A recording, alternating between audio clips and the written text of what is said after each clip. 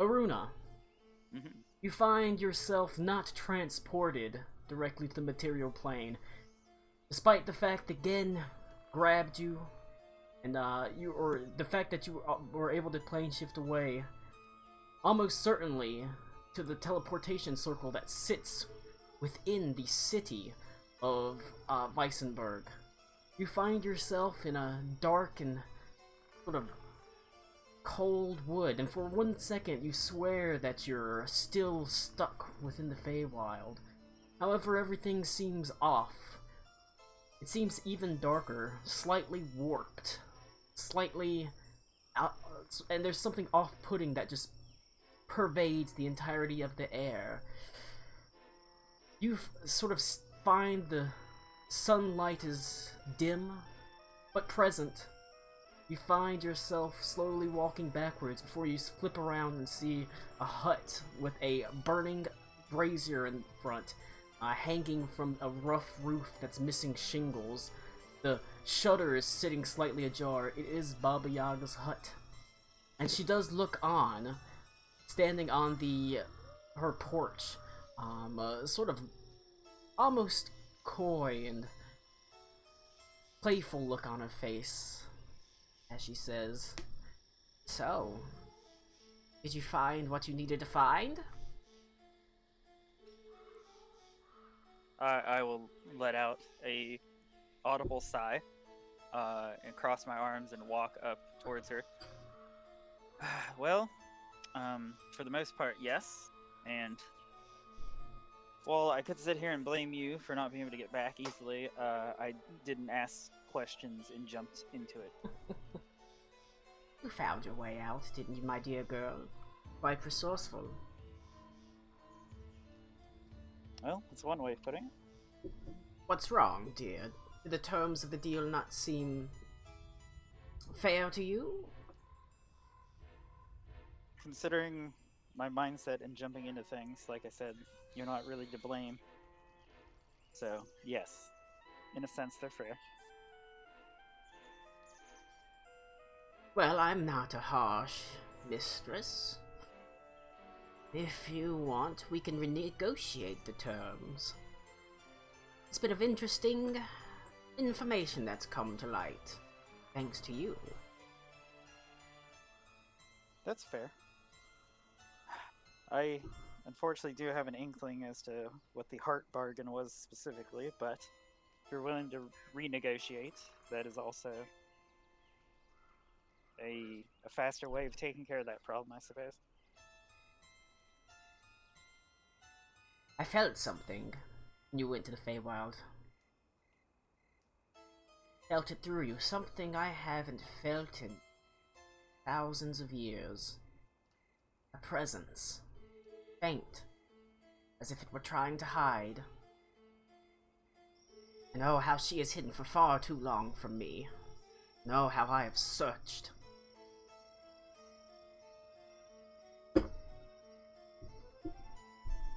Tell me, what do you know of this god that your friend worships?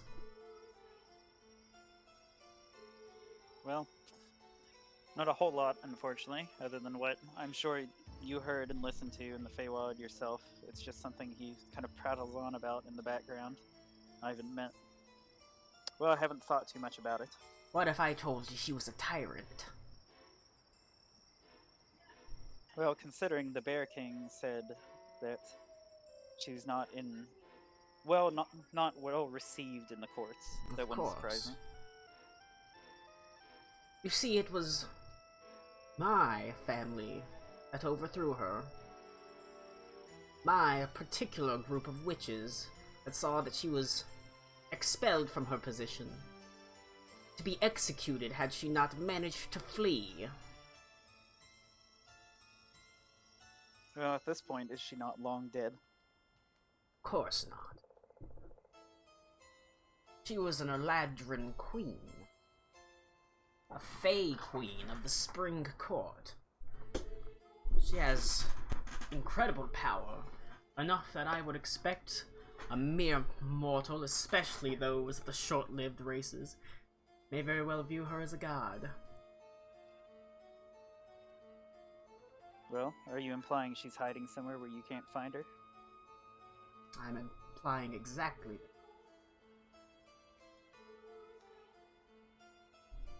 I, myself, have searched the material plane, always only catching vaguest hints of her, whispers, stories, woman in green, force of nature. I'm gonna ask an out-of-character question for you, Colin. Yeah. So I don't fully remember, because I'm sure Connor said it in character. Is the Green Lady just the god of the Eldoroyhan specifically? Yes. Okay. He's So not it's just worshipped on the mainland. So she is entirely a personal god for a small amount of people. Exactly, yes. Okay. I want her found. I want her to be fully dealt with. That way, my descendants can rest in peace, knowing that they don't have to worry about her uprising ever coming to bother them. Knowing that the tyrant queen will never put her heel upon their necks again. Can I insight check her Sure on can. the tyrant bit? You sure can. Yeah, that's one thing I am. Okay. Yeah, not great. 13. You sense there's more to it than that. You can see the way she does clench her fists and her voice shakes with some sort of anger, but you're not sure if she's telling you the whole truth. Well, Baba, I appreciate our relationship and everything we've done for each other, but at this point, there's no sense in being coy. If you want something from me, tell me everything about it, so that the relationship is not soured. You can see the playful look on her face kind of hardens. She says, "Very well. I'll not beat around the bush. My particular sect of Eladrin took over the Spring Court from her. Whether she was a tyrant or not does not matter to me. The power was mine and is mine. I would not risk her coming back to try to seize it. She was meant to be executed. But many of her own followers threw themselves in the line of fire just to make sure she escaped. Somewhere she has been on the material plane. I don't know where. Someone guarding her presence. Otherwise I could find her with ease. The deal is this. Which do you value more greatly? The god of your ally or your sister? The choice is yours." Alright. The choice is fairly simple, but a couple questions. Be One. quick. I'm rapidly losing my patience. Apologies, it pertains to the deal. What becomes of the Eldoroyhan and my ally if their goddess is to be captured and executed? I neither know nor do I care. Their safety is not something I'll concern myself with. If it concerns you so much, you may very well go about seeing that their safety and happiness assured before you lead me to this Green Lady. Fair enough. But is it a guarantee that nothing will become of my family members, myself, or my friends if I take this deal? Past the obvious ramifications towards Ito. You have my word that should you take this deal, I myself will not pursue any of your family. None save yourself, of course. This is entirely fair, I suppose. I'm gonna insight check her again, Colin. Okay. Natural one. Deal seems fine. I mean, she says Deal seems fine. she herself is not going to hurt your family. So, Okay. So this new deal completely nullifies the previous one, correct? does. Oh, for the time being, I think we are stuck together. So I feel it is in my best interest to take your deal. Very good, dear girl. She immediately goes back to that sort of smiling, playful look. You have my thanks, and you will be handsomely rewarded, I assure you. I am, after all, mother of hags and queen of witches. There is something you wish, need only ask. I'll hear it. Will do. She sort of smiles. You took another level of Warlock, right? I'm debating. Well, now's the time to choose. Okay. Won't you come inside and have a cup of tea? You seem exhausted after your excursions. Well, as long as it doesn't delay me any longer back to the prime material plane, that's fine. You've no need to worry about that. This will be in the blinking of an eye for people around you. And she leads you inside to her hut. And you can actually feel the hut stand up as you enter the main common area, the circular room that has all the doors that are portals to different places. She has a small fireplace and a round table that has lace doilies all across it, and she brings out some chipped, like, chinaware, essentially, and sets out basically a tea service for you. A dented copper kettle manages to float over the air, sitting above the fire, as water slowly begins to boil to a whistle, before she dumps in what appears to be a dark black root, and lets it steep for a while. You sit in silence, and yet you feel as if something is passing between you. You can actually almost, in this space, feel her probing your mind. Go ahead and give me a wisdom saving throw. Okay. This is not a charm, correct? It is not a charm. Just to making sure. Okay. Wisdom. Saving throw. Ooh, that's real good. 21.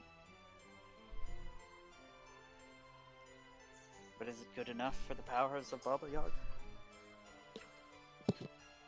You can feel it sort of pushing into your mind, as you know she's probing. Just trying to detect your state. It's hard to resist her, but she doesn't seem to push too hard against you whenever you do resist. She merely walks over to the kettle and pours this sort of dark brownish black liquid into your cup, or some into her, and sits down. Now, darling. My precious darling. What's the word? Okay, add a character question again. Do I get any other benefits other than just, like, in-game warlock mechanics with another level? You could try to negotiate with her. But you also have access to the mask, which is a decent magic item. Yeah. Do I get the implication that I need to take the other warlock level for her to be on my side with this deal? Is she, like, heavily pushing it on me, I suppose? From your insight checks, she seems like she is pushing it a little bit. That being said, not too hard. You've already partaken of her power, so you're already in debt to her. Just by casting that spell, the plane shift spell, you've indebted yourself to her. That's fair. Oh, goodness. Okay. You can take my power, or you can leave it. Regardless, however much power you take from me or don't take is up to you. The deal still stands. Well, my question for you is then, if I go my own way and I decide that I would like to partake in this power at a later time, is that negotiable? My dear, you merely have to call my name. I shall watch with great enthusiasm. Fair enough. Well, then, for the moment, I will be my own for the time being, and I will call you when I learn more.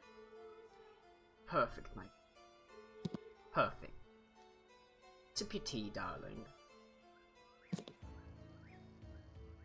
I sip the goddamn tea. Alright.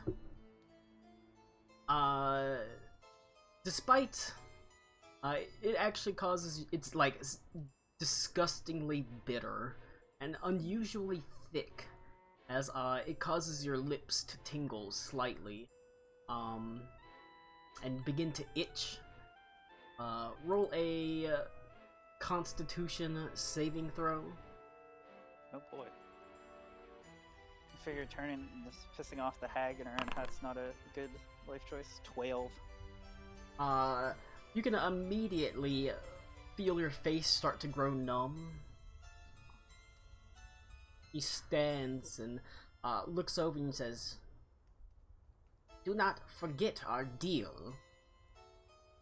I pray you do whatever it takes. Whatever it takes. Make sure that your search comes to fruition. That includes going through whoever might stand in your way, dear girl." As you can feel the poison sort of washing over you, and you feel yourself blacking out, the hut itself dies away, turning to darkness. And then you see faint flickers of light, and feel yourself collapse onto a hard stone floor, slowly opening your eyes to find yourself within the teleportation circle, the city of Weisenburg. And that is your scene. Sounds good. Oh, since I assume we're swapping out, I show the AFK. A second. Okay, but so you've you've been handed a Baba Yaga has seen something.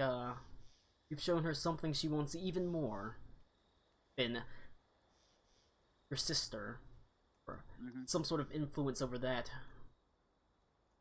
He wants the Green Lady dead, finished off for good.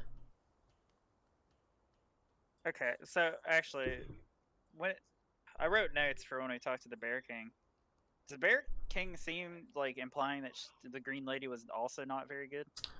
He merely said to basically do not show that anywhere. The Green Lady, or the woman that's a symbol of, has long since been expelled from her court. He didn't say whether it was good or bad, just that she was expelled. That the Spring Court broke up into factions and they fought and her side lost. Shit.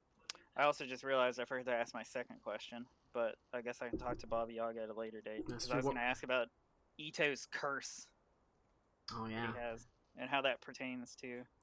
That is well, it's very well something that Ito, that the Green Lady can do. She is powerful magic user, more powerful now than ever, actually. Okay. But yeah, I forgot to ask because I wanted to find out if it was Baba Yaga that cursed them or if it was the Green Lady cursing Ito. I mean, you can convene with her at any time. Yeah. Okay. You like call her back. Oh wait, I forgot something. Yeah, I'll get her another time. I have a lot to mull over. You probably don't want to push your luck. She was not happy when you started trying to call her out on her bullshit. All right. I guess we will do a scene with only Ito, because Cody's not here. Okay. Tell Ito to come to Ito's wine cellar. Dun, dun, dun, dun, dun. Dun, dun, dun. Let's pause.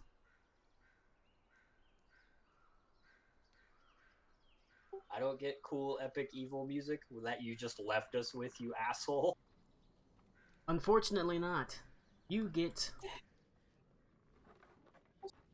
We were literally going, huh, this sounds really good. Did Colin make this? That's Final Fantasy VIII music. That was really good. I've never heard a Data's theme before, because I've never finished E. Alright. It was real good. Okay, who am I playing? Ito or Zara? Ito, right now. Minimize Zara. Let's go back. Alright. Let me make sure Tommy's in the correct scene. Okay. Ito, you find yourself yanked away from the darkness of the moonlit court, from the winter court of the Feywild, pulled through space, pulled through the plains themselves to land on hard stone ground, in what appears to be a it almost looks like some sort of antechamber of a palace. It's surprisingly large, and the walls are made of what appears to be beautiful, sort of dark granite that has rosy sort of veins that run through it. Beautiful natural light pours in through large vaulted windows and seems to glitter across a floor that glows with all sorts of arcane runes that seem to dance around, spelling out all sorts of different locations. As you actually see, you're almost jostled to the side as someone else teleports in.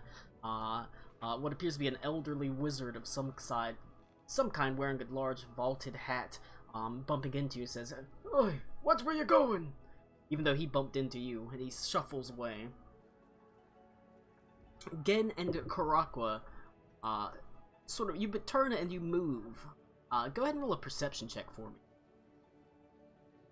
And just to confirm, you said I'm in a building? You're in, yes, a large room, like, it almost looks like an antechamber, some sort, or with large vaulted windows. It almost feels outside because there's so much light, natural light that's pouring in through the windows.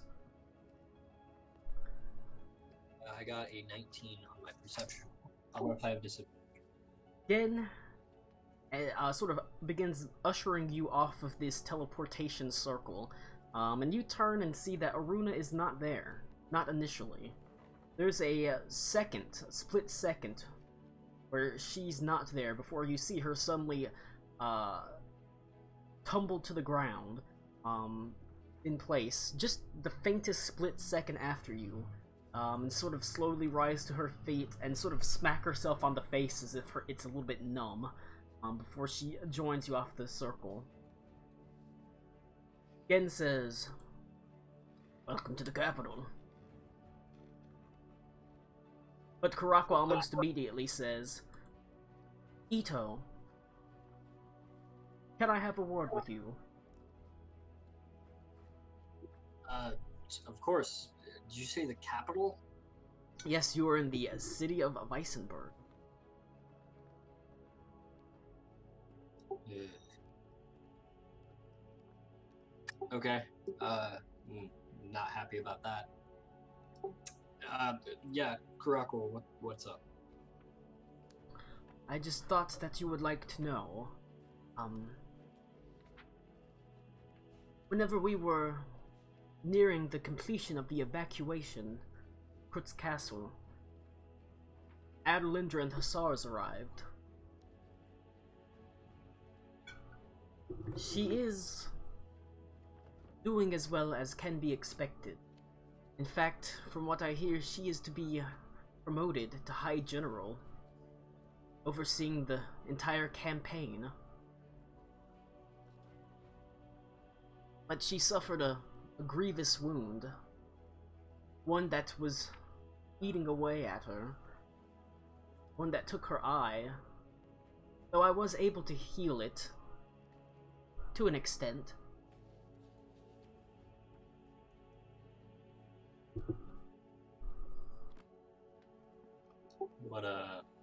What got her? By her word, some sort of black frosted blade. It was cursed somehow, not natural.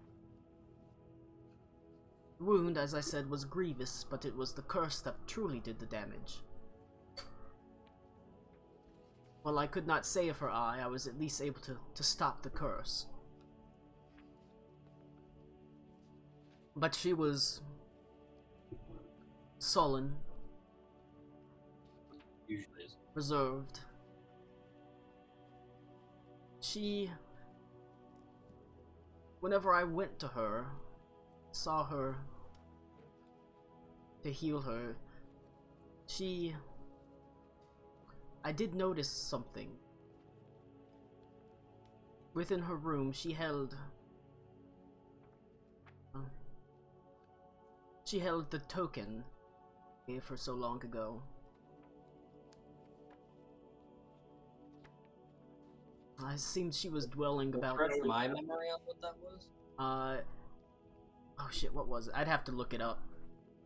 Back in the day, you whenever you travel together and you're all in love and stuff, and he's a badass fighter, and you're, you know, you gave her a token. I can't remember what it was off the top of my head. I'd have to go through my notes again. But she did hold it. Okay, I remember exactly as much as you do, so I recall doing, or I recall that being a thing, but I don't remember what it was. I worry that she thinks about you still.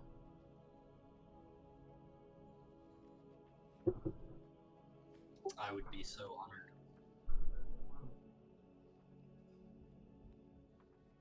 Mayhaps you will get the chance to see her again. She was headed to the capital, although I suppose at this point she would be months behind us.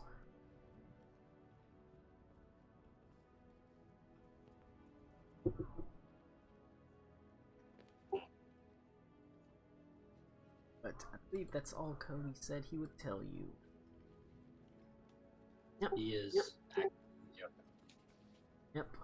Kurskar thinks of you. Oh yeah, the Hussars have been diminished to about 10% their fighting force. And she's She's campaigning up north now. She is retreating back to the capital, gathering the troops that are being levied.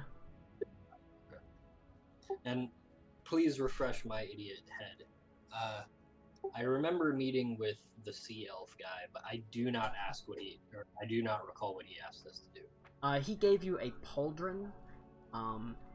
He wanted you to go to the city, or it's more of a town, like a large town, maybe a small city that is called Feist. He wants you to visit his, basically deliver a message to his matron mother, because the sea elves that live there, they don't have families. They basically are raised in every year as a fighting class, because they're raised in a military lifestyle to guard basically the lake that their town sits upon. So like I said, they basically have like a brood mother, or a commanding officer that they treat as a mother. And he wants you to deliver the pauldron and a letter that he gave. Okay. And where Ito knows he's in the capital? Yes. Feist in relation to where I'm at. Feist itself, if you go to the Stahlreich map, if this is Weisenburg, Feist is up around here in this area. They're still on the other side of the lake. On the other side of the lake. Okay. I remember that being a thing that we were doing. I could not remember what it was we were doing for it. It is you can roll a history check if you want to. On the lake. Sure. 15. By far the largest settlement is Feist. It's, like I said, the home to a large population of sea elves and tritons that are trained in military fashion, pretty much strictly military fashion, drilled every day of their lives to protect the lake itself. Also on the northern coast, there is this whatchamacallit, let me look it up real fast. Need to go to journals. Are they like a subordinate species? They are.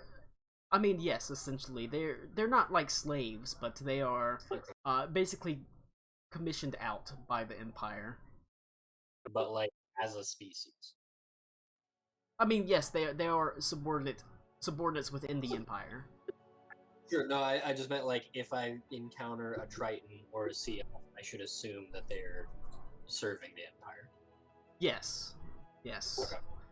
It is also home to the sort of close to Feist, except basically if Feist is on this side, on the other side of the river, there is the homestead of the Gold Dragon Sol Sanctus.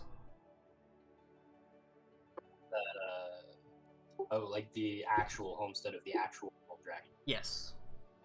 Okay. It is. The way you said that, I thought it was a monastery. Sorry. No. It is the actual home of an actual gold dragon that is somewhat of an ally. And the lake itself is called the Deepwater Lake, but Sol Sanctus is somewhat of an ally. He is. I mean, he's as maybe as subservient as you can expect a dragon to be, with the exception of Gen, who you know is in service to the Empire, but mostly because of his love of Magden and that sort of thing. But he has traditionally allied himself with the Holy Emperors as long as they were offering him interesting stuff like obscure books, scrolls, but he offers advice.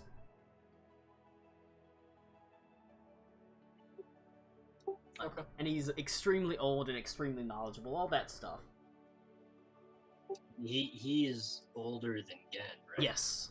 Significantly older. Okay. What's the climate here in Weisenburg? I'm assuming this isn't my first time here. No, it is, it's a little bit colder than you expect for this time of year, being in the middle of June. You suspect it's actually probably got a fair chill in the air at night, but right now it's pleasant enough. Generally, the climate is maybe, you know, middle to northern France-ish. It's definitely not the Caribbean or anything like that, or Spain, but it can be quite warm. And I was actually thinking about that in my survey. I don't think the Ile de Royhan is tropical, right? It's just temperate and happens to be on the coast, yeah? Yeah. It's not tropical. It's like Tuscany. It's like southern Italy and Spain. Rocks and rain, I'm guessing. Yeah, it's prone to being lashed by storms. Okay. Cool. I would tell Karakwa, thank you for the message, and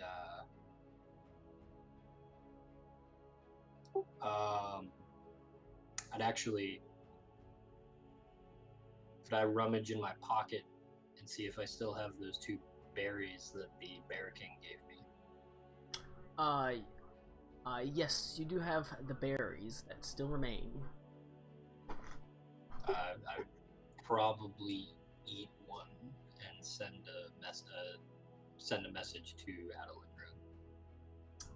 Right, what do you send? 25 words? 25 words. Let me...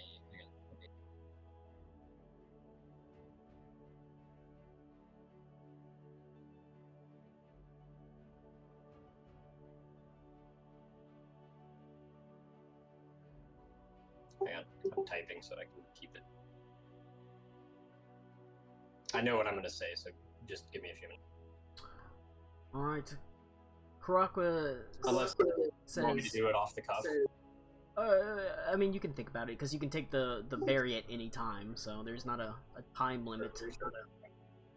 But Karakwa says, I'm afraid that I have to get back to Abigail and Dillamond, oversee the final evacuations of Krutz, and then I myself will be heading this way, likely with Adelindra and the Hussars.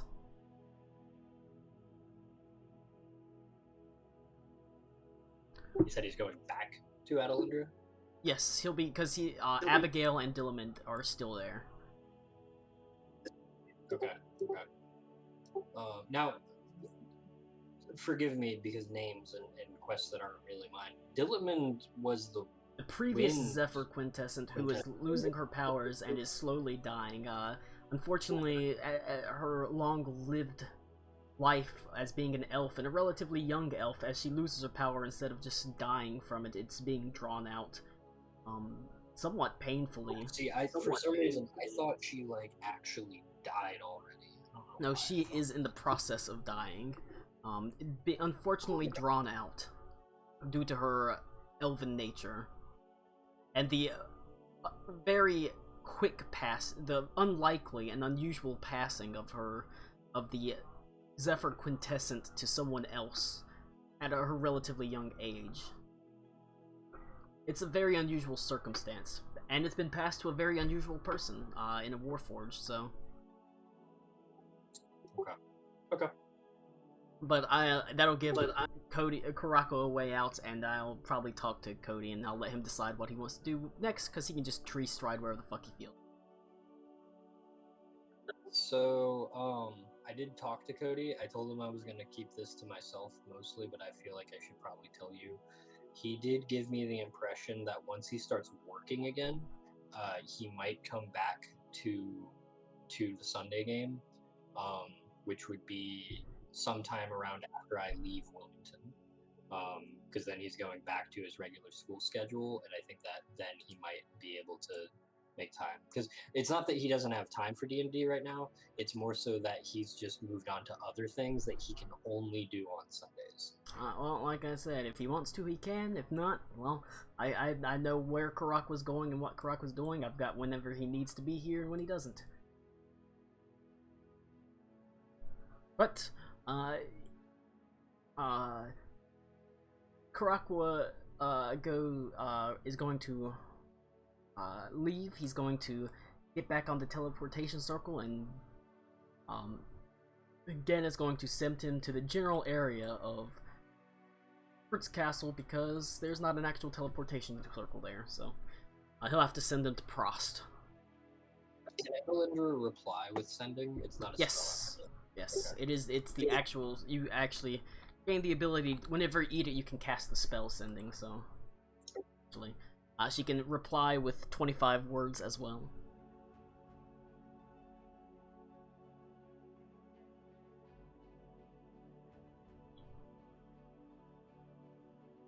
Come, Ito.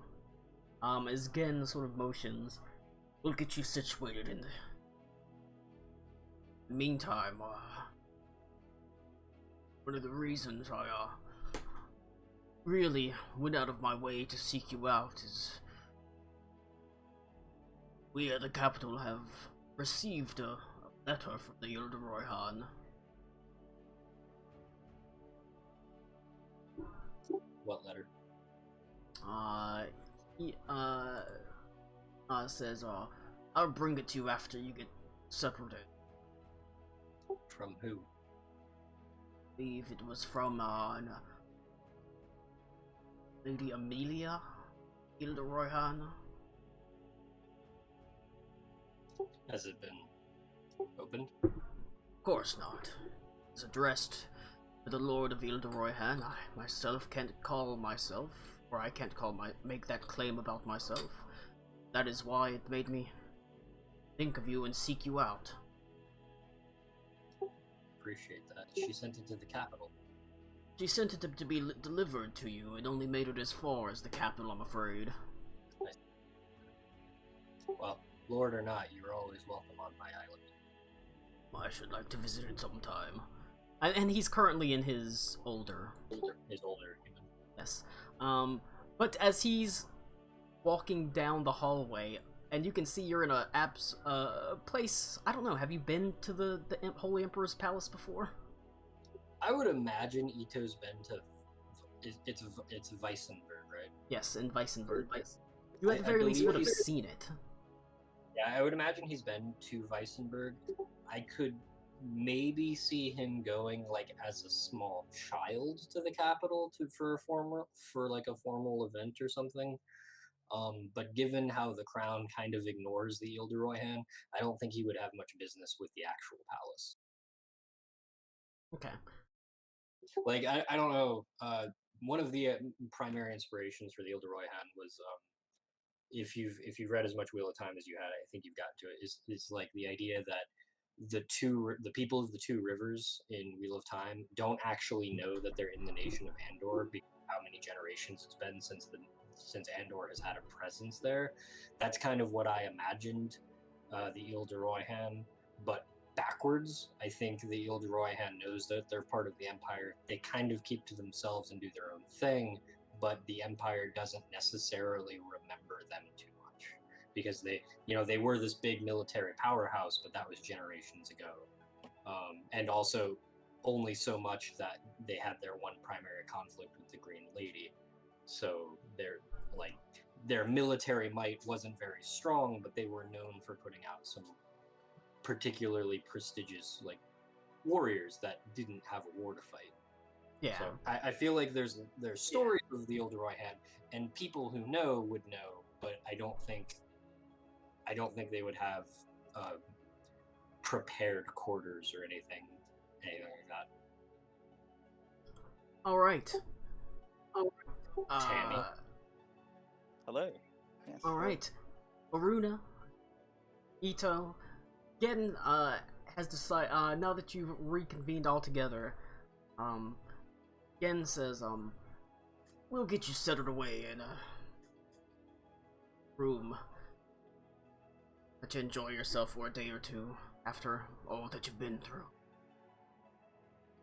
And as you leave, yep. I did want to ask, how does the time in the Feywild feel when you're back on the material plane? You're back on the time's weird. Is it like jet lag? It feels it feels almost like it's not that you are completely jet lagged. It seems like everything is moving really hectically. There's no sort of serenity on the material plane that you feel in the Feywild. Everything seems hectic and fast-paced, and people are moving too fast, and time is moving too fast. Everything just feels weird, and you almost feel hurried by everything that's going on. So I've got like a helicase jet lag. The interplanar jet lag. Yes. The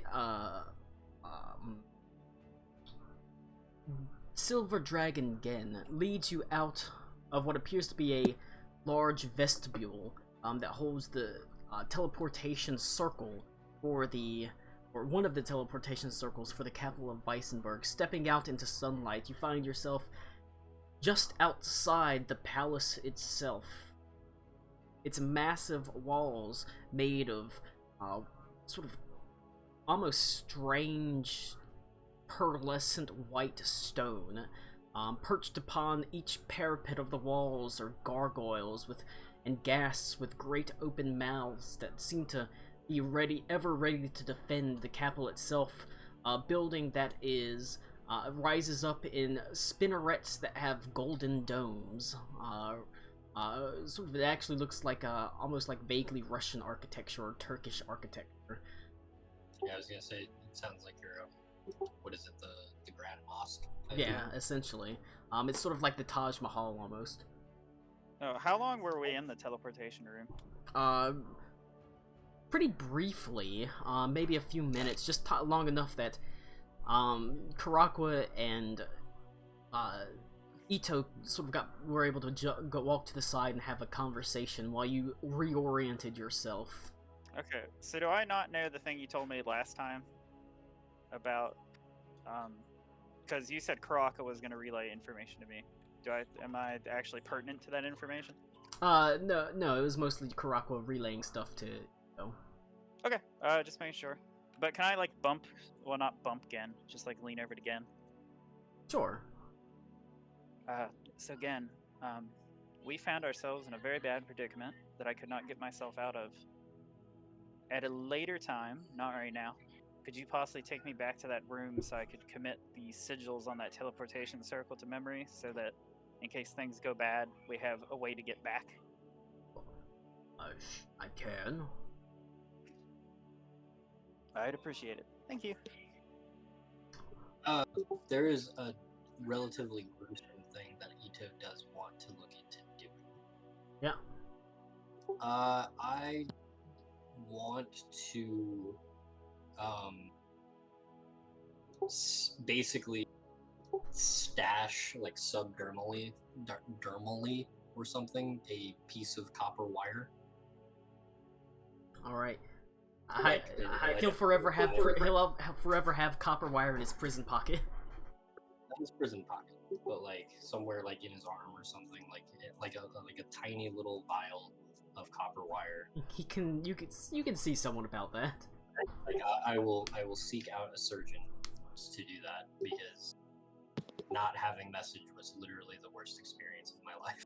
Why have a surgeon when I have a sickle and a high intelligence score? I can make a medicine check. You are led out of the vestibule, and surprisingly through the massive mithril gates that lead and open freely to Gen. As you can see, there are dozens of guards on duty marching about the palace grounds themselves.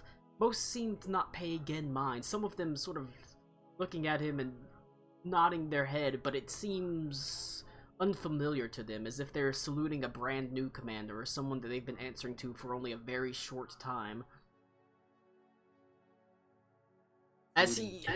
Gen, yes. Gen is only just recently returned as an advisor, so it would be weird for them to know him that well. There's like a generation that skipped him. Gen hasn't been an advisor for hundreds of years at this point. I know, but like this is a generation of guards that doesn't know him. Oh yeah, they would not know him. He leads you into the beautiful, open air of the palace grounds, and you can see there's all sorts of gardens that are home to exotic animals, things that you've never seen before, strange flightless birds that have all sorts of various colors and make beautiful cawing sounds that sound like music. Flowers that seem to bloom and die and then bloom again, filling the air with the sickly smell of both decay in 1 second and then the sweet smell of flowers the next. It's an unusual place, and yet it has a strange, somewhat savage beauty. He doesn't lead you directly into the main area of the palace. There is a very large central building and two smaller buildings. They don't have look like towers, but they don't have the spinneret domes of gold. They are merely simple towers, but they're all made of the same white pearlescent stone as the walls. Each one looks pretty big though. They have to be at least maybe 500 to 1,000 feet across, and at least 200 to 300 feet tall. He leads you inside, and he says, as you stand in as he leads you through the doorway, it's a large circular room that has what appear to be lanterns hanging all around it in various different colors. And as he stands in that circular room, your feet on the plush carpet, again walks up and he touches one of the lanterns and it glows brightly, and all of a sudden you feel the ground itself lurch as you are lifted upward through the air, as a magical elevator essentially lifts you up the tower. As he says, "We can find rooms for you on the top guest floor. Dignitaries, ambassadors, and the like." Sure, that will be more than adequate. Is her royal self here at this time? Who knows where that girl is right now? She's on the palace somewhere. What? She know we're here? I imagine she has no clue. She has little head for the more. Refresh my memory. She's a total brat, right? Yes, she's 19. Well, at this point, she's 19. She was 18 at the start. Only recently inherited. But you've heard nothing but not bad things, but she's immature, she's spoiled, she's, that's sort of one of the cruxes of why the Redeemer was doing what he was doing, because he doesn't think she's up to the task. And right now, she probably isn't. But And I Are we, don't. are we I don't talking know about? sh- Go ahead, Tommy. Oh, I just said I don't know shit about anyone or anything when it comes to this, other than just like secondhand. So Are we talking of like a Joffrey level of incompetence, or just? you will find out. Got it. Go. As you rise up, the purple lantern glittering, the final lantern, which is a purple lantern, it seems to take a good half a minute to a minute to rise up before it slows to a stop. The way that it's situated is, the tower itself is circular, and at the front there is almost what appears to be like this platform that you are currently in, or a room that rises up through the tower and exits out onto these large, these sort of floors, these circular floors. At the top floor, yeah, it dings. Ding! You're at the top floor of the ambassador's suites. You step out and again begins making his way past rooms. He says, I myself don't know exactly what you intend to do here, but anything that you want can be arranged. You are a lord after all, and foreign dignitary, very least. Well, not foreign dignitary, but a lord and an ambassador from the Ile de Royhan. I'll see that you have any comfort that you need, and but as you're walking down the hallway, one of the doors slams open, and you hear a giggling sound as a girl with sort of like platinum blonde hair, very tan skin and gray eyes, sort of staggers out with a bed sheet wrapped around her, and she's sort of smiling with sort of bright white teeth. As Gen stops dead and stares at her, she sort of stops dead and arranges herself and says, Gen, aren't you supposed to be doing something right now? And who are they? He's a little bit old, but he's quite handsome. As she walks up to you, Ito, you can see she runs one sort of finger underneath your chin. Just through the doorway, you can see there is what appears to be a Dragonborn woman in bed. She has beautiful sort of azure blue robes that have been tossed on the floor. They bear what appears to be an eye. If you want, you can roll a history check on the eye, but you don't have to. I'm sure. She appears to be a dignitary of some sort as well. A what? 12. 12. Not familiar with it. It's not. mine's not better. It is not it is not part of the Stahlreich. You don't know where exactly it's from, but it's not a dignitary or ambassador or lord from within the empire. Well, I mean, is she walking up and talking? Did she say anything to me? She just said, maybe I should invite you in for a good time. She's, and you can see Gen almost immediately sort of lowers his head and, my lady. As he sort of... Do I recognize this person at all? No. She wouldn't have even been alive whenever you last came here. And she's younger than me, I'm guessing. Yes. He sort of... You can see... Again, you can feel Gen's elbow in your side. My lady? This is Lord Avendor of the Ile de Royhan. Yes, it is a rather long-winded name, but Didn't choose it. I suppose we can all hardly choose our name. This is Lord Avendor Iteralde y Sarasenio de Royhan, 10th.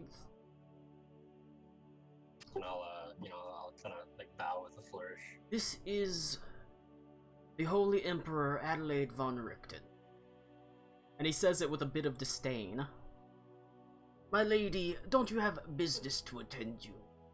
Your advisors have been seeking counsel with you for nearly a week on the matters of refugees coming into the Vergild Plains. These are decisions that have to be... Again, you're such a worrywart. Vergild Plains is flush right now with both money and grain. We can support any number of refugees. And as for this army of ice, or the dead, or whatever you call it, we're already levying troops of all sorts from around the Empire, and they will squash it far before they get here. You worry too much. Why don't you live a little? Once I hear her name, I would probably put a bit more seriousness to my gentriflection, I'm not like immediately subjugating myself, but I'm like take it a bit more seriously and go. Right. You are show her a little bit more deference, I guess, but you also pay a little bit more attention to you. Or she, like I said, is in. She just has a silken bedsheet wrapped around her. Her skin is very tan. Her eyes are gray. Her hair is platinum blonde. But looking at her, she's not a legendary beauty. Her nose is large. They're dwarves, right? The royal family. The what? Or is the royal family dwarves? They're ASMR. They're ASMR. That's right. Okay, I'm sorry. Her nose is large and hooked. Her cheeks, her cheekbones a little bit too small. Her eyes not quite perfect. She is pretty, but she's not beautiful. But she is powerful, and that is its own, aphrodisiac. So yeah, as I said, I would kind of bow a bit more seriously in my emperor. Certainly, I would deem myself honored to entertain you. Now, later, if you wish. However, again, is correct. There are serious matters to discuss. Now, I am oftentimes in agreement with you. You're already boring me.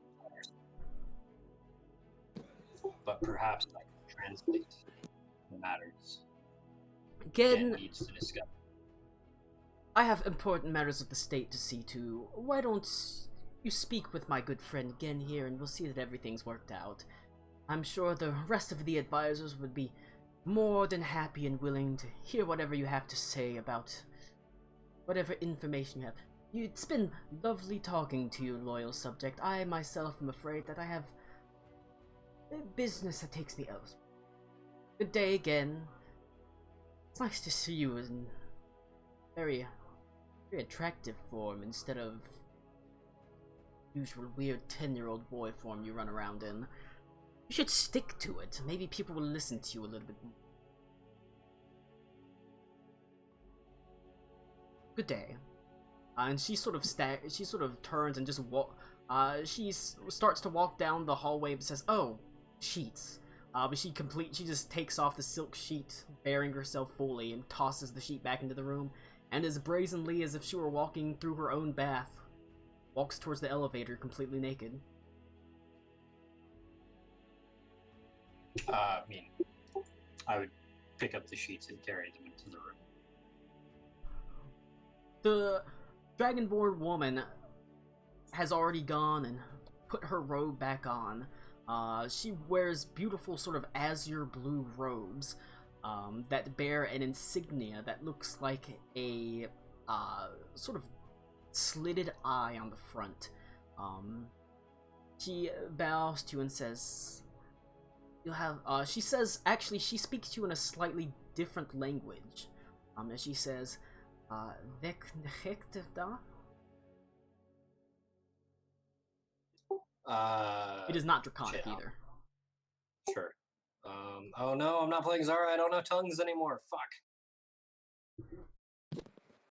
I probably also don't know. Does message translate? If I send her a message, does she understand it?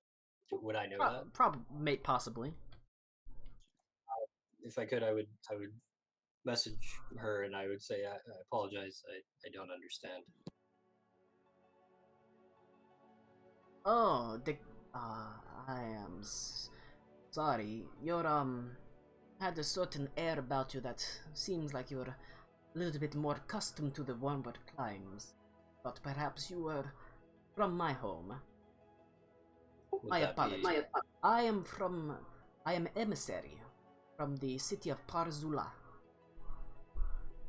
Oh, a lot of things just made sense to Connor. Fortunately, my time as Kumlahar has not happened yet. Well, But I am of the Ilderoy hat between the two lands. we are familiar. We have done some travel to this land, this Ildoroyhan. Which is very possible. You're, like, since you're situated pretty far out of nowhere, and it's possible you might have gotten boats from Bayaz Kumahar stopping by. Possibly without you even knowing it. But she does seem to at least familiar with that name.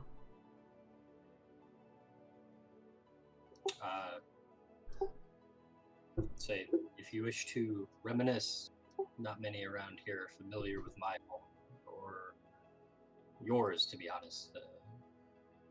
You'd be welcome to conversation. And I would dismiss myself. But she says, you are a well-traveled man, are you? And someone of some import. Be up here, yes? You could say that. Some might disagree. Well, perhaps you can help me. And not in the way that the Holy Emperor has. She sort of smiles a little bit. I am here on behalf of my master, searching for a particular jewel, treasure.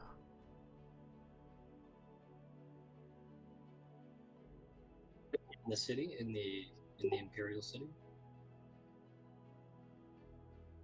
We thought this a fine place to start, as it is the largest and most populous city, and the one that sees much of the travel.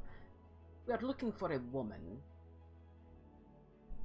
She is very precious to my board, and would pay handsomely to have her returned. Are you her name is Zara Aldin?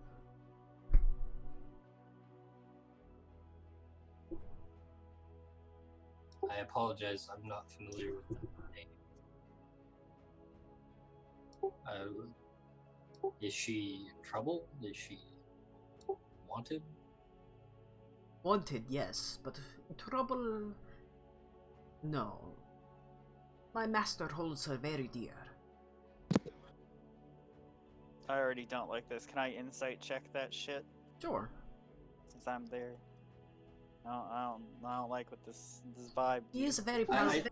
He is a very powerful man, and would pay dearly to have her back. Can I see if this person actually feels like a member of the nobility instead of just some random hump? Sure. You can roll a investigation check. I got Your a insight 23. check tells you that she is not lying. You don't sense any sort of lie about her. I got a 4. She's well dressed. You're not sure, but her clothes are nice. She's in a dignitary's suite and has had a personal audience of sorts. The Holy Emperor. Yeah, but who hasn't, to be honest? You not yet. No. But that is, you don't get there without just freely. But she says, she is wanted, but not crimes or anything. The master just misses her dearly. So much so that he is willing to pay 10,000 gold pieces for her.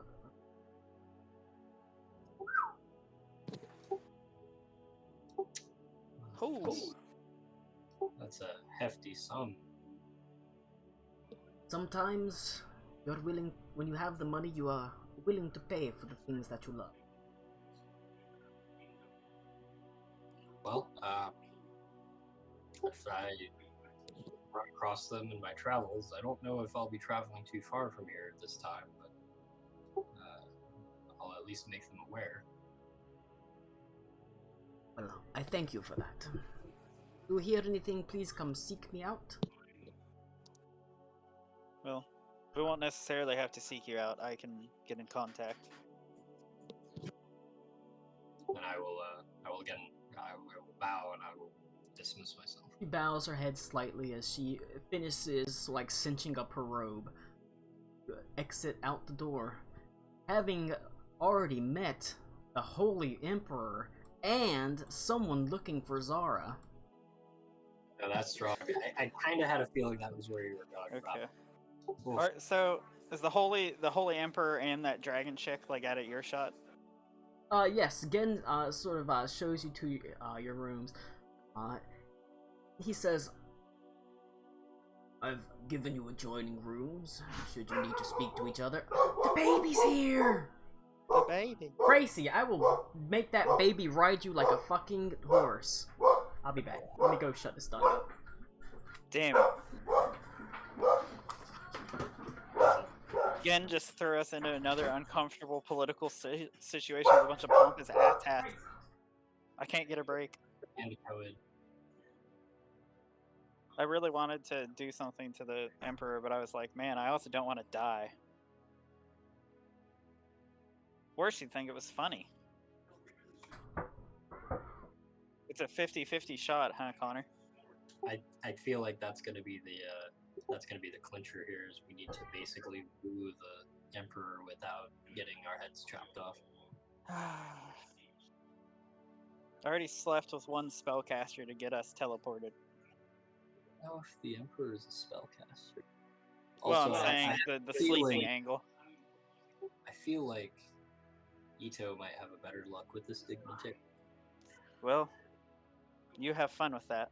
It's time to put my plus 12 to deception and persuasion to the test. Also, I will 100% sell Zara out for 10,000 gold pieces. Yeah, no, go for it. Let it be known. That's a lot of money. I don't know what. That buys a lot of spell components and magic shit. I wouldn't see a dime of that money. I would just hand it off to the crown. That's fair. Unfortunately. Yeah, I figured that because that's pretty rough. 7-digit debt notwithstanding. Yeah, but we could buy a cannon for the airship. We can That being buy. said, I think that bounty on her head does not reach the other party members. Is that agreed? Probably, as long as Ito doesn't piss me off in the next 10 minutes, you'll be fine. I feel like Ito would probably be checking out the Dragonborn. He's moved Dragonborn. out into greener pastures. We haven't talked to too many Dragonborn, so. True. Or at least I haven't, so. True. So, when I first started playing, I got a natural 20 to try to breath weapon. From hanging out with Reed's people, and I was like, man, if I got in like desperate dire straits in that Feywild thing, I was gonna try to breath weapon my dad. Which would have been fucking funny. Punch him in the face. Yeah. Well, I wasn't like almost dead and out of spell slots, because then I would have been like, hey Colin, you remember how I almost did a breath weapon last time? I'm gonna try to do a breath weapon. Oh, I realized that you probably would have been there for this, but Ito was told that Adalindra was wounded. See, that's what Colin told me, like when we finished the fight, like one of the games a while ago. But then that's what I was asking him if I actually know that in game or not, because he's like, Sure. oh, Karak would probably tell you. Yeah.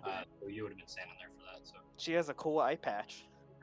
And then I used one of the Bear King's bear to send her a message. We should probably get back to the other room because at this point we're 2 hours in and these guys haven't done anything. Did somebody? Nick? No, it's just those two.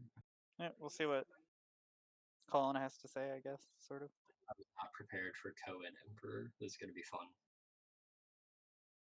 So I tried to act as deference and that didn't work, so I'm going to have to squash that shit. I didn't even want to talk to her because I would just say something dickish to her and it would not end well. Well, I mean, so Ito's been here before, but he was very, very young. I just don't really give a shit. Yeah, because the place that you guys are from is actually outside the Imperial boundaries, right? I actually don't know if the cult wall is. Isn't yeah, Whisk Dot? It's a different color. You have to say also a scope of knowledge would be literally book learning, and then the 6 months that I was out running around before I ran into you guys. So I actually don't know shit.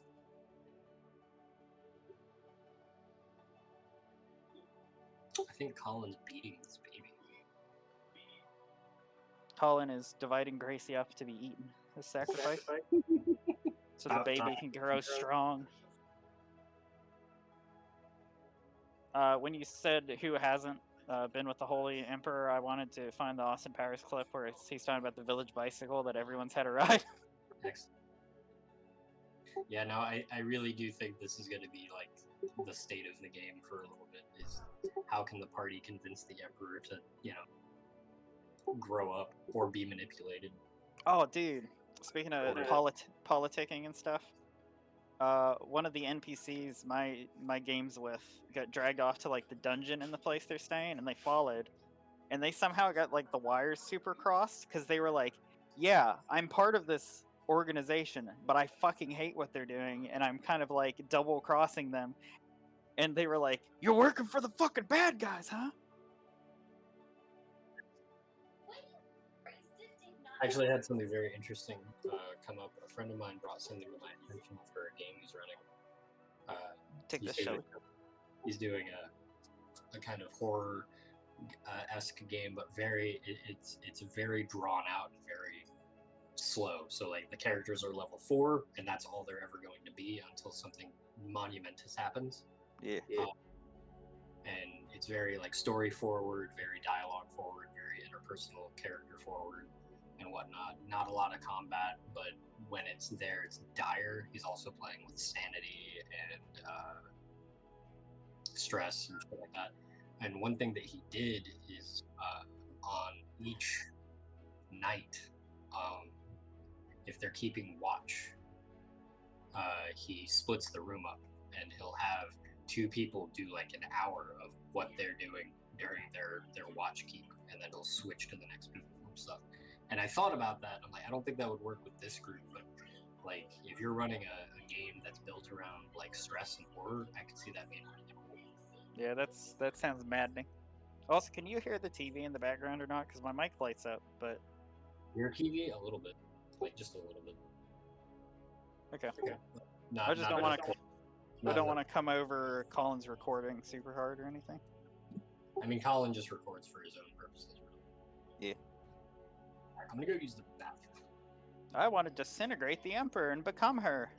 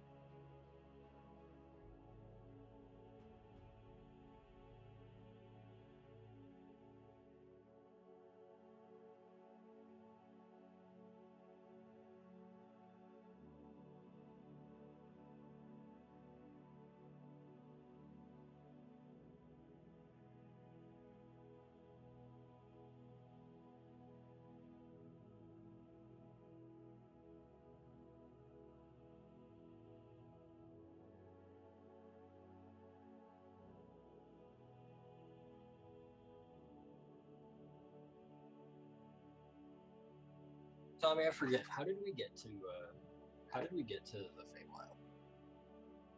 Was it plane shift? Colin back?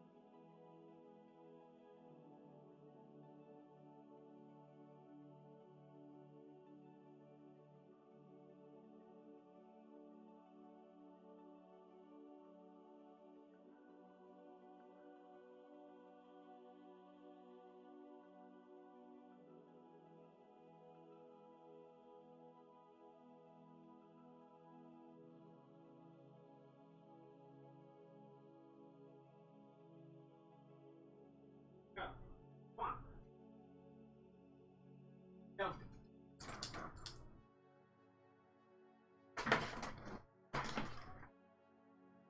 Alright. The baby is situated. The new rocking chair has been put in place. Sick. So are we going back to the other room? Yes, you can at this point. I think Tommy's getting some. I told can. him about Annalindra and all that. Yeah. Okay, but I can. Well, with all the other stuff is not super important I'm that here. it's personal. Tommy, how did we get to the Feywild? Was it plane shift? I plane shift at a lower level where the veil is thin between the Feywild and the prime material So plane. in that specific region. Got it. Well, if there's other weak places, I can do it too, but that is yet to be determined where. Okay. And just to confirm, Colin, we're level 11? You are level 11. Alright, but Alright. Well, it's time to pull them in. Everybody can come back together. Jesus Christ. Is everyone okay? Again, as you are, you are left to settle into your suites, Ito and Aruna, Gen says, "Oh, right." And he reaches into the sort of his vest pocket and rummages for a second before he pulls out a letter. You can see it bears the beautiful greenish seal of the Ile de Royhan. You see Amelia's flowing script as he hands it to you. So, open my letters. Letter from Amelia. Figured Ito. So there is now a letter in your handouts. Journal entries. this is a letter from Amelia, too. Yes. Letter from Amelia 1 is the old letter you got from her. Alright. Aboard the airship! The Sky Weaver cuts through the clouds, slowly descending to the beautiful capital of Weisenburg. You can see it sits on both sides of a river and at the base of the deep water lake. Its most prominent feature, the glittering palace of the Holy Emperor. 3 buildings, the central sort of surrounded by a pearlescent white wall, the wall itself lined with gargoyles and ghasts. The beautiful dome of a spinneret sits at the top of the central building of the palace, glittering in the sunlight. Like I said, it looks vaguely like the Taj Mahal, essentially. Around the palace itself, arrayed and for several miles in all directions, is the actual town of Weisenburg. All along the river you see warehouses, docks, ships sailing up and down between the capital and the port city of Veskermund. You can see people going about their daily lives. But more importantly, you can actually see other airships, dozens of them, all docked outside the city, each of them staked in place, most of them of unusual and exciting design, very different from the engineering wonder that is the Skyweaver. These airships themselves seem to run on magic. They lack balloons. Instead, they have what appears to be they almost look like propellers that slowly spin in place. However, you can see they glow faintly. Each of them capable of casting very powerful gust spells off of them to lift these airships in the sky. The airships of Prost, the magical city, as opposed to Ertzig, the engineering city. Elegant, but also surprisingly more prone to malfunction due to the somewhat tenuous magics that have been placed on it. Nipsey says, well, I guess we know where to bring it down. As slowly the Skyweaver lowers to the sky on the east or western side of the city to fall in line with these other airships that have docked. She's going to make a navigator's check. Unless someone was to help her, it's just a roll for her. Well, I know nothing about the ship. Eckhart is I intimately help in tune her- with nature. I help her by trying to, like, point out a good spot, maybe with like a navigator or nature's check. Yeah, you can give me a nature check, or you can give me a perception check. Just I'll to do perception. try to spy out a good spot. Nipsey actually looks a little bit excited. She says, "You think we can probably learn a thing or two from him, Carrington? I mean, we know the engineering airships, but we've never really run into the magical ones. Wonder what sort of spells they're using and how much it would cost to get it enchanted. Think we can get a flamethrower to shoot out the back, Carrington?" Nipsey. Alright. Ooh. She crit it. She Sick. easily wheels the the Skyweaver down with the ease of someone that's now been piloting it for 2 months or more, probably more. Spins in place slightly and lands gently, little more than a rock, between two other airships. You can see the other crews of the airships sort of eye you a little bit with disdain, as one of them says, "Your ship is ugly."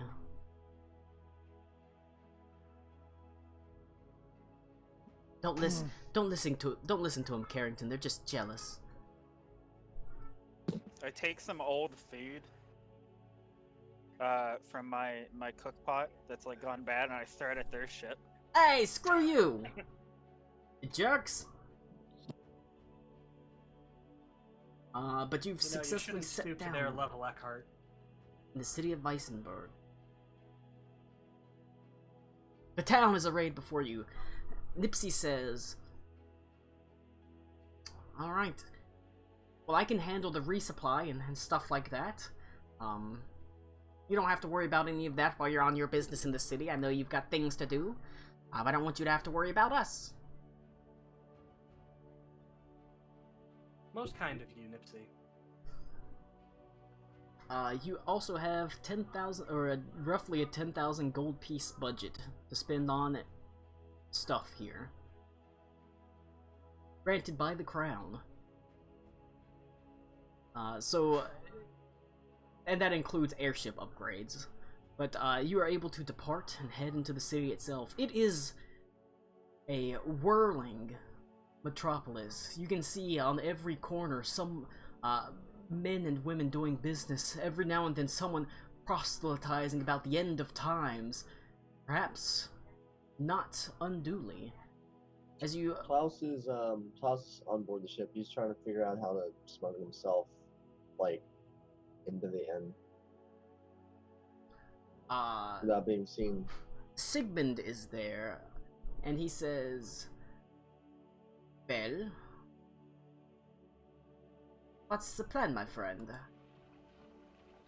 Well, there's plenty of boxes. That is I can true. fit. That is true. I don't think I've gotten too fat since you last seen me. Sigmund says, where are you planning to stay to everyone? Well, I suppose that's the first thing we'll need to figure it out.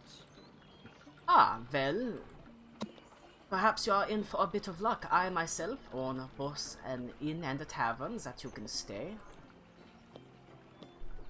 Oh, well.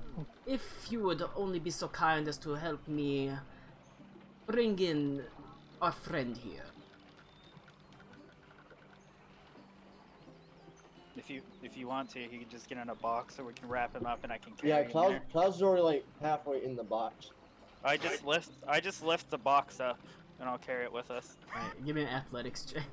We'd be more than happy to help out our friend. We would have done so even without asking. Wow, that's real bad for me. 11. It is all good. You find some place for you to stay, and we all help our ally get within the city without being seen.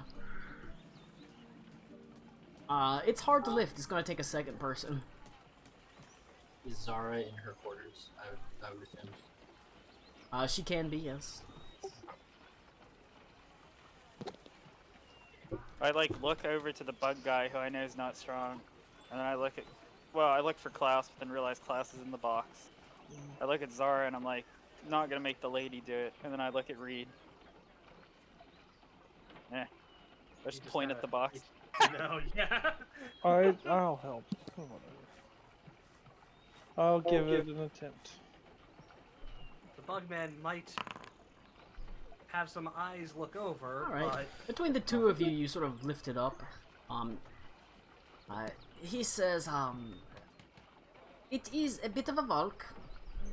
It's unfortunately quite close to the fighting pits. So there might be a little bit of blood. I hope that you are not squeamish. But it is very comforting and inviting, and you will love it, I assure you. As he turns and starts marching into the city, keeping his veil low over his face, as he heads into the western gate, he says, "How do you do, friends?" Nodding his head. You see, if you talk like you're supposed to be here, they don't even notice these things, like this box. Good evening. As he tips his veil to someone, he makes his way through the spindly or spidery streets of the city of Weisenburg, passing through dark alleyways. At one point, he sort of gets you get held up as 3 brigands come from a darkened alleyway, saying, "Oi, it's told to pass through here, right? Especially carrying unknown cargo. You wouldn't want something to happen to it now, would you?" You wouldn't want something to happen to you, now would you? Got him. Klaus just whispers from the box. I go reach into my undergarments like I'm gonna pull gold out and be like, alright. And I'm gonna let him get close to me, Colin. Alright. The 3 brigands sort of start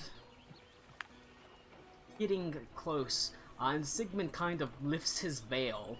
A very stern and stoic look on his face. Almost immediately, the 3 brigands stop dead in their tracks. Pardon us. Pardon us. We didn't see you there. Please. Go on your way. Go on your way. Would you like someone to help you carry that crate? Zara's gonna cast this guy's self on herself. You're heading to a taste of pride and blood, right? Yeah, that's of course. And all 3 of the brigands happily lift the crate. Just lead the way. Lead the way. I was going to take their purse if they got closer to me. They do get close. Oh no, I'm saying if they were still hostile, they were gonna No, they. As soon as they see Yeah. Sigmund's face, they immediately fall in line. Oh yeah, they're fine now. Well, seems like you got quite a bit of pull around here. Well, in certain circles. Klaus, from within, you can hear this whole thing and this whole altercation. Maybe things haven't changed that much in the city after all. Well, we're stuck in a box. The familiar sounds and smells of Weisenburg surround you. You can hear, you can smell the smell of fish oil burning from the nearby wharfs, and you can hear the cheer of a crowd in a small fighting pit nearby. Sounds that you knew for much of your early life. It's comforting in a way. And soon you can actually feel in your head as these three men carry the box and take turns. Every turn, a walk you've made 1,000 times, 2,000 times. Every alleyway, you remember things that happened. Skulking nights. Sort of dark deals done with them. Done dirt cheap. Yeah, dirty deeds done dirt cheap with them. And soon you know you're close to what really is the only thing you could probably call home. A taste of pride and blood. You come to the, you hear a knock, you get set down on the ground, and you land with a quiet thump. As Sigmund grabs one end of the box and just drags it through the doorway, pushing it open, revealing an interior that is somewhat dark. You immediately realize there are no windows in this inn. It's lit strictly by hearth, candlelight, chandeliers. A small cat immediately comes up and rubs up against your legs, Reed, and sort of mews demurely. As Sigmund sort of motions for it to go away, saying, "Get out of here, Luna. It's no time to run out on the streets." As the cat sort of immediately disappears. It's an orange cat. Unusually sweet. He closes the door behind him and he lifts... Away. He doesn't like send the cat flying, but he sort of motions for the cat to leave, and surprisingly it immediately follows his orders. And then he lifts the box off the top, or the top off the box, and helps you out and says, "Welcome home, my friend." It's good to be back. It has been a while, hasn't it? How are things still? Still in the, has the fallout settled any? Ah! Settled, I suppose. In the way that people always seem to forget is the passing of time. At least the mortal races do. I myself, I'm afraid, cannot forget so easily. As for return to form, I'm afraid that has not quite happened.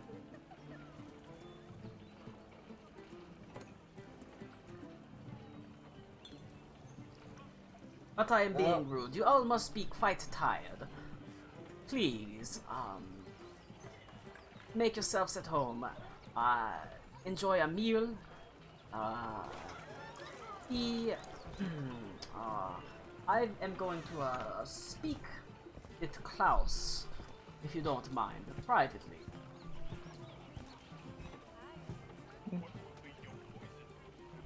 Sounds fine. Zara is gonna disguise herself, and she's going to keep casting disguise self for as long as she's in this city. Would you like a description column? Is she constantly like rotating or something? She's rotating the shield frequencies to keep the Borg from assimilating her. She's gonna pick like an old Middle Eastern man, maybe have some trinkets on him. Turban, the works. Wow, racist. Well, you know, I was gonna go on and say astronomer and looks to be somewhat of the nobility, but I felt that was a little on the nose. Everything you do is on the nose, Connor. Let me just pull out my reference image for Ilan Iberius Fabul. No, but she would definitely be disguising herself as somebody. Okay. Just Understandable. in a city this big, she would be very nervous. Oh, she sent a message. You said I was gonna get a response to that, and I don't think I did. You sent a message to... Her doctor or maledictor, depending on her. Zara sent a message to... the why do you make me remember names? I don't remember her name. Remember, I sent a really cryptic message to old man and young woman. Nope. Whose name I can't remember. Don't remotely remember. You're gonna make me do research. Hold on. Sigmund sees that you are seated, well fed. He motions for one of the barmaids to come. All the barmaids here are pale. Their eyes slightly sunken in a bit sallow. As they offer you up what appears to be like meat pies, essentially. Just roasted meats and pie crust, well seasoned with mixture basil, thyme, oregano. Quite maybe a little bit strong for some people's taste, but it's enjoyable enough. They've got roasted potatoes and things like that. Give me a perception check, everyone.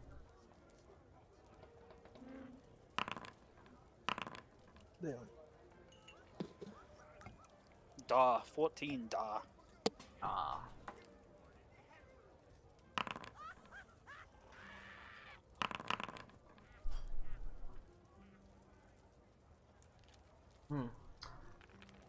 Oh, if only I got that one. 13. Actually, I'm gonna go with the 28 because you've got advantage on this, Klaus, because your familiarity with this setting. You all enjoy your meal, free on the house, well cooked and maybe a little bit over seasoned, but pleasant enough. Klaus says all the barmaids hand over the food and pour tankards of ale. You can see their blouses slip in such a way that you can see each one on their upper arms has 2 pierce marks. These are indeed barmaids, but also food themselves.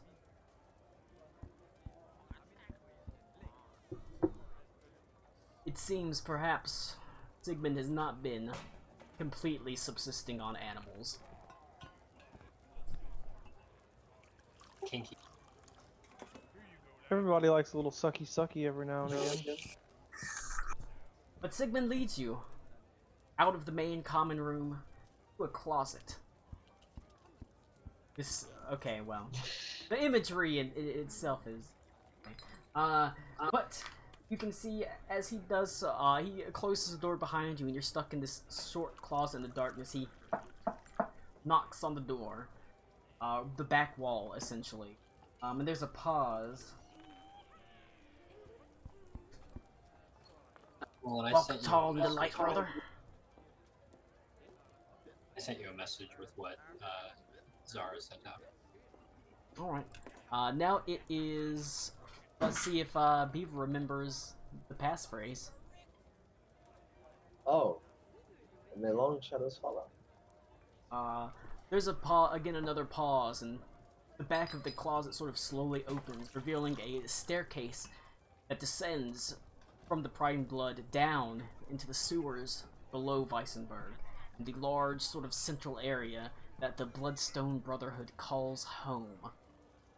Within it, things are You remember previously bustling thieves guild, a bustling underground network, all sorts of rakish and roguish archetypes.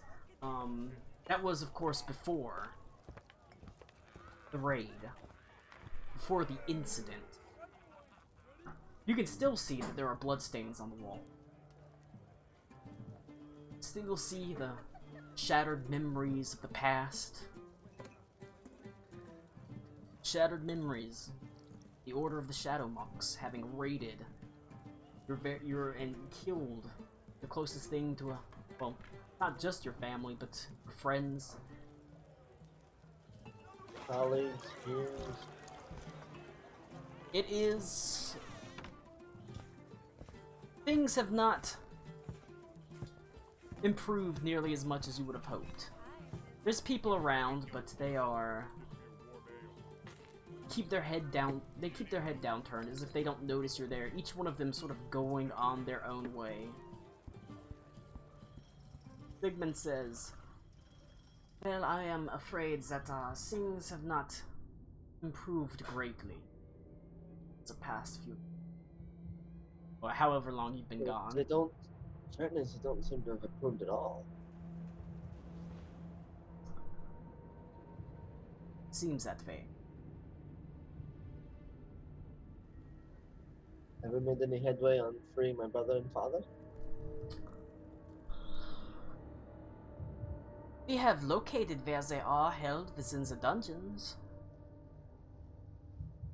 But No luck otherwise. I'm afraid the lack of strength on our parts have been unable to spirit them away. But we do know where they are, and we do know that they have not been killed yet.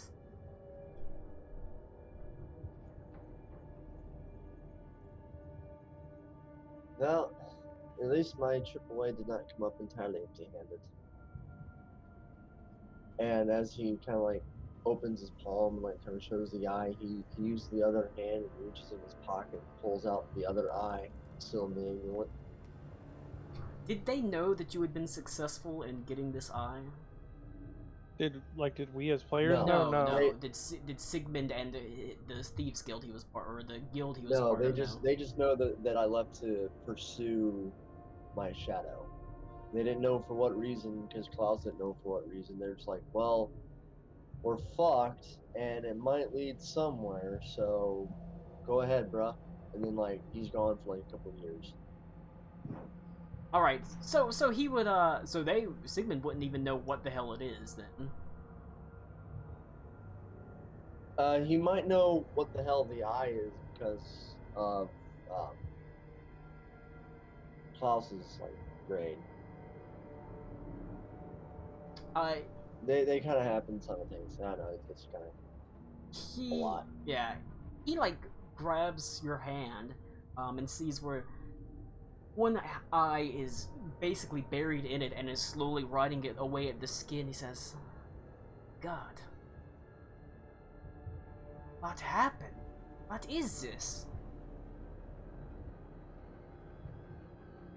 Do you remember when I got lured away? They brought me to their chambers. Of course, That monastery. how could I forget? Well, this is what that was for. They didn't think I could take it. And I'm taking it anyways. But it seems to have cost quite a bit. Do you think that this is why we were raided, or? I think this is why they retaliated. I think they were trying to pick us apart, but after they lost such a prized possession of theirs, they just lashed out.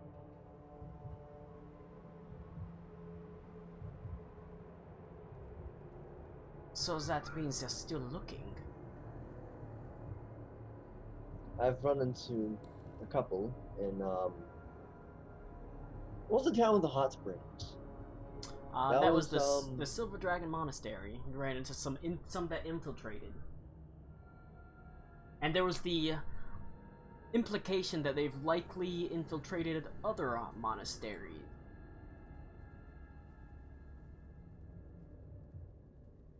Yes, I ran into and in fact, several unacceptances up in the mountains. Lou, it's even been implicated that your Grand Master fears that your monastery was also infiltrated in his letter that he wrote to you.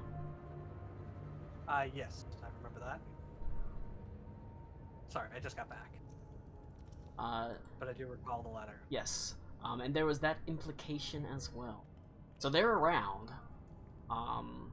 They are searching and looking, recruiting. They seem to have infiltrated several monasteries, and honestly, it might explain why they had so much fortune in just spreading its thin. And what are we going to do? I fear that we don't have the strength to seek them out head on, but they are looking for you. The Bloodstone Brotherhood does not turn back on a brother.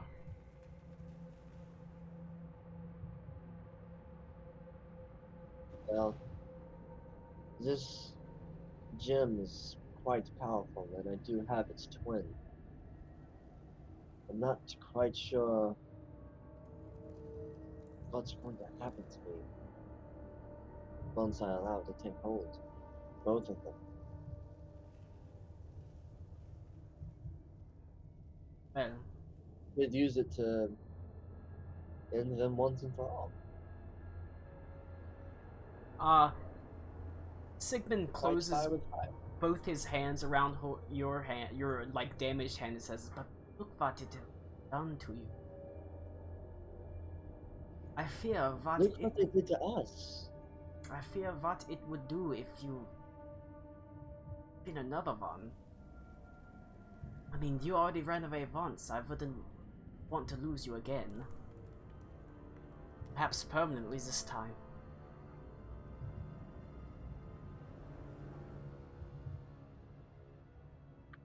Perhaps this time I can confer with more higher powers. Does any in with the other two gods of death? Perhaps they could help. Either the Raven Queen or Kellenborg. Perhaps.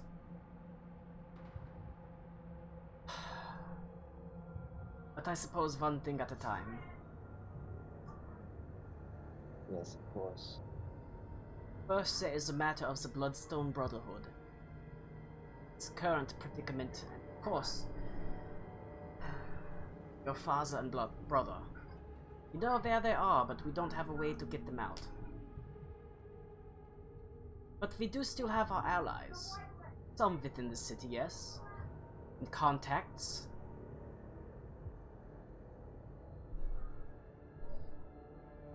Yes, there should be some old surviving names. From what The little black book isn't entirely too thin now, is it? Well, from what I can tell, double check. We of course have Madame Murdoch. Her business is doing as well as ever. In fact, probably better, considering the amount of people coming into the city. There is quite a bit of sway, not just amongst commoners, but it's more than just thieves and peasants that call her establishment, visit her establishment, say, guards, even the occasional low-ranking noble. Yeah, she's always been rather independent. She's been Right. strong enough to stand on her own 2 feet. And Quite a friend to the family, even after everything, and the Bloodstone Brotherhood. If there's anyone that can get information, it's probably her. You know how people talk in the bed. Yes, and they do also happen to lose things quite a bit. All Quite a those bit. clothes being ruffled around. Ah, yes. Perhaps a key could go missing. That's a start. It is a start. Unfortunately, my affliction can sometimes keep me bound to the taste of pride and blood. Yes, I've seen your new employees. Have the reserves been so tapped?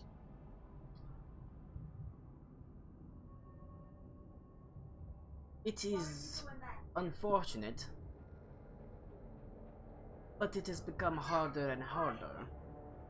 It's the amount of people within the city. I would think it would actually get easier, but everywhere is so crowded.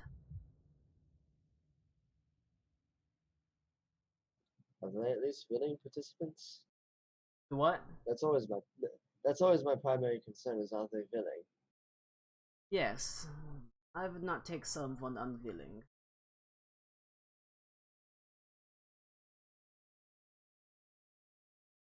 Well, at least that part's been staved off for now. Hopefully we can keep a bottle on it.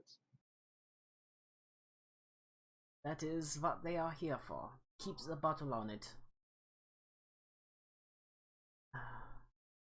It's good to have you back, my friend.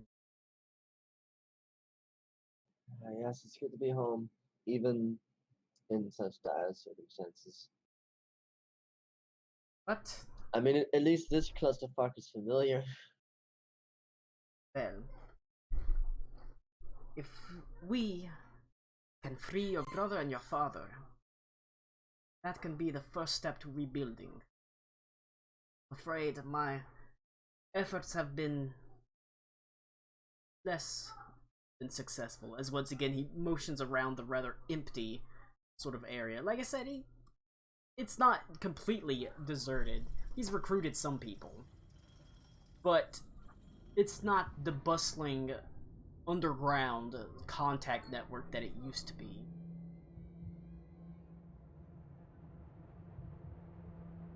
Hey, you were there at the beginning, remember? It takes time to build these things. It's good to have you back. And he sort of leans in and hugs you.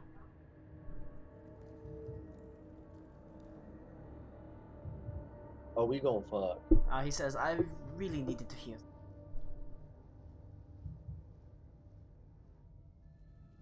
But you must be famished. Come join your friends. I will send a message to Madame Murdoch to expect a contact. If that is what you wish. Yes, let's see what happens. Certainly Hopefully cannot. we can get this started on it, yeah. Certainly cannot help without feelings. And he sort of, he himself wraps up your hand in the bandages, sort of making sure it's hidden, and clutching it, he walks with you back up to the actual inn level, the taste of pride and blood. Oh, they're gonna be some hot romance, hot vampire on half dead person romance.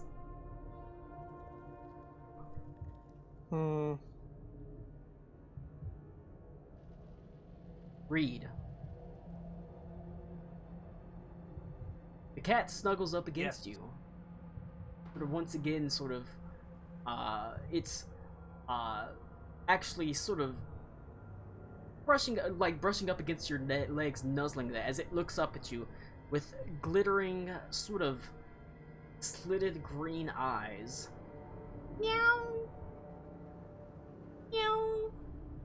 Well, Reed has no aversions to cats, so he's just gonna pick it up on his lap and start petting it.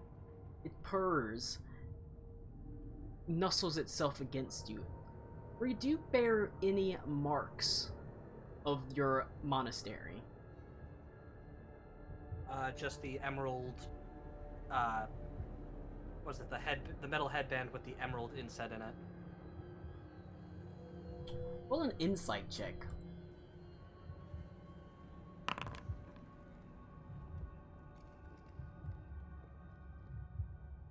That's an 11. The cat settles in, and it sort of sits in your lap looking up with surprisingly intelligent eyes up at your face. And then it starts nuzzling into you and sort of lays down, starts purring in your lap. Seems like a really sweet cat. Surprisingly smart. Yeah, I can't wait to see what's gonna happen. Alright.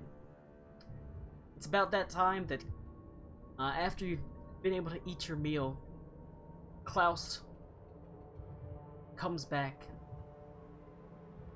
with your vampire ally Sigmund, and sits down for a meal.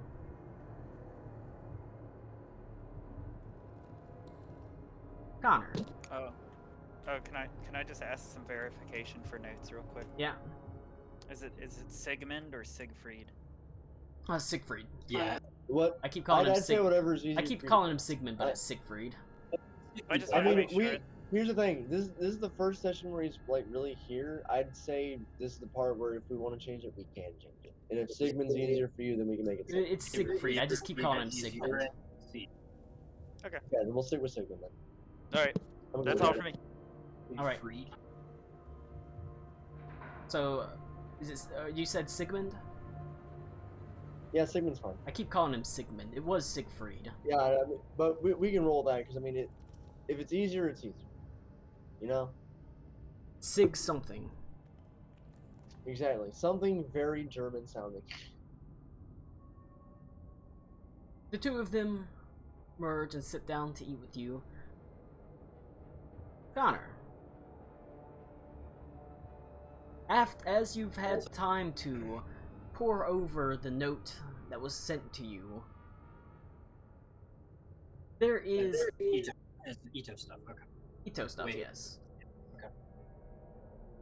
Ito hears a knock on the door. Tommy and I discussed this actually, and Ito would read this letter aloud. Alright. You read it aloud to Aruna? Yes. Okay. And again, it's still. Well, again, sort of. Okay, yeah, sure. Again is standing there with you and Aruna, as you are within the hall itself, the very nice sort of rooms you've been given within the hall. And you are, if you want to read it aloud, feel free to read it aloud. Sure. Yeah, I can do that. Oh, it's in the foundry. You probably already read it aloud to Tommy, but we might as well read it aloud for everyone. I typed it over to him in Discord, but this is Ito's letter from Emilia. My dearest Avendor, I pray that this letter finds you in good health and with fairer tidings than those borne upon us by the sea recently. An envoy from the crown arrived seeking a meeting with you, or failing that, the current lord or lady controlling the island. Valdira, that's Ito's younger sister, and myself met with this envoy, and they spoke of chill dark winds that blow across the mainland.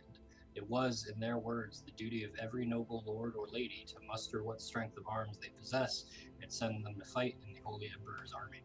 We were shocked to say the least, and Valdira chafed at the demand, insisting that the people of the island were fishermen and farmers. Few had ever held anything more than dangerous than a fillet knife or a billhook. I knew we can't shirk our duty to the crown, but I feel like I'm shirking a duty to your people, a duty to protect them. Valdira is stalling, but we've made it clear their patience will only extend so far. I worry your position is far too tenuous to resist. I wish you were here. Yours, Emily.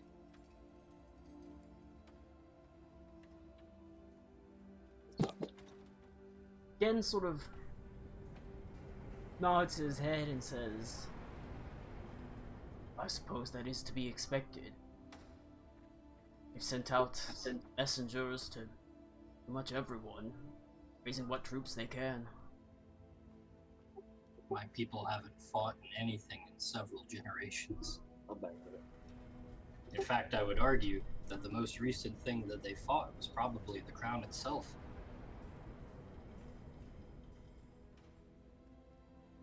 That may be the case. But we're hardly in any position to deny any able-bodied man who can wield any arm at all. Things are as dire as Lady Adelindra has made them seem. Does Adelindra respond to the sending? No. Okay. Oh yeah, did I get anything back from my sending while he's Also mentioning no. his sending? Figured. We need to make like an email chain for Colin sending purposes. You got nothing back from Adelindra, you got nothing back from Sarune. They do not seem to have been interested in Shit, you said you did sending to Sarune? they did not seem interested in responding to. That's entirely fair. And Alright, Adelindra, Oh, go ahead. Adelindra also does not send anything back. That's fair. Alright, again. Addressing the elephant in the room with coming war, etc., and how I am a not welcome individual in a certain situation that we were currently in, if you catch my drift. If they were to come forward as allies at some point, we wouldn't be turning them away, would we? To help fight. Because I assume that's why you were there, right? Well, that was my cover at the very least whenever I was, as I said, tracked you and those planers shift back. Whenever I made my inroads within the plane of, or the Feywild, that was my cover and envoy of sorts, and I certainly would not turn away their aid if they'd offer it. What court do you uphold again? I am of the material plane. My business into that doesn't matter. Generally, our planes, while they touch, the politics rarely overlap. And I don't want to impose on you, because I feel like we've been doing that, well, pretty frequently of late. Can you transport magically others other than yourself? Sure, it'd be a bit taxing, but I can. I fear I may have to return home, even if just briefly, at some point in the future. Well, does the Ile de Royhan have a teleportation circle upon it? Well, there is the old ruin, the castle that was there during my great so-and-so grandfather's warring days.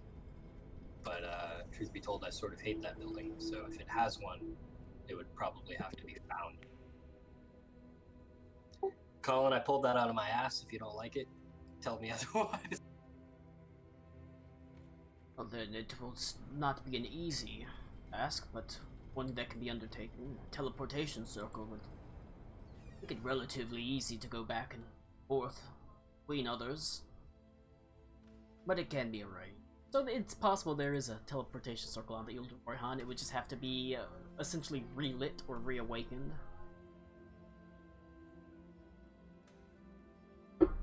1 second.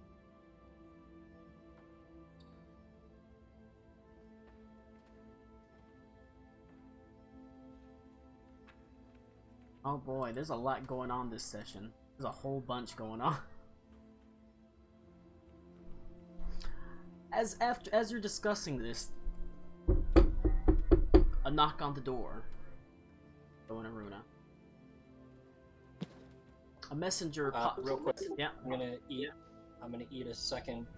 I'm gonna eat my second berry from the Bear King. I will send a message to Emilia I will tell her I am now in the capital. Send parties into the old ruin to seek out a teleportation circle. I will help any way that I can. Alright. There's a pause, and you get a response. Thank God you're safe. Can send people into ruins. Hang on, call. Yep. Repeat that, please. Thank God you're safe.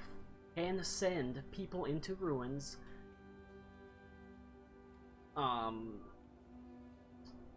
Unrest in populace over recruitment into army. Monks have sealed off Monastery. Oh, that's not good. But she will work on that. It might take a little while, or will, and her last 5 words, will work on it. So, got 24 words. But she'll work on it. It probably won't happen immediately, but she'll start trying to get this old teleportation circle back up and running as fast as possible. As there's unrest on your island, not just amongst the people, but also amongst the monks. They are actual fighters. They actually can fight. Actually, that's a point. Does the crown have any real sway over the monks? I always kind of got the impression they're sort of like, well, like this is native more born Reed's territory, but generally they're still citizens of the Empire. My wife is calling me, so Lou, they're still, the monks are still generally in the Empire, still citizens of the Empire. They are given some autonomy though to do things as they please and isolated. They generally don't actually have to pay taxes even. But they do offer aid where they can, basically. But they do offer aid. Alright.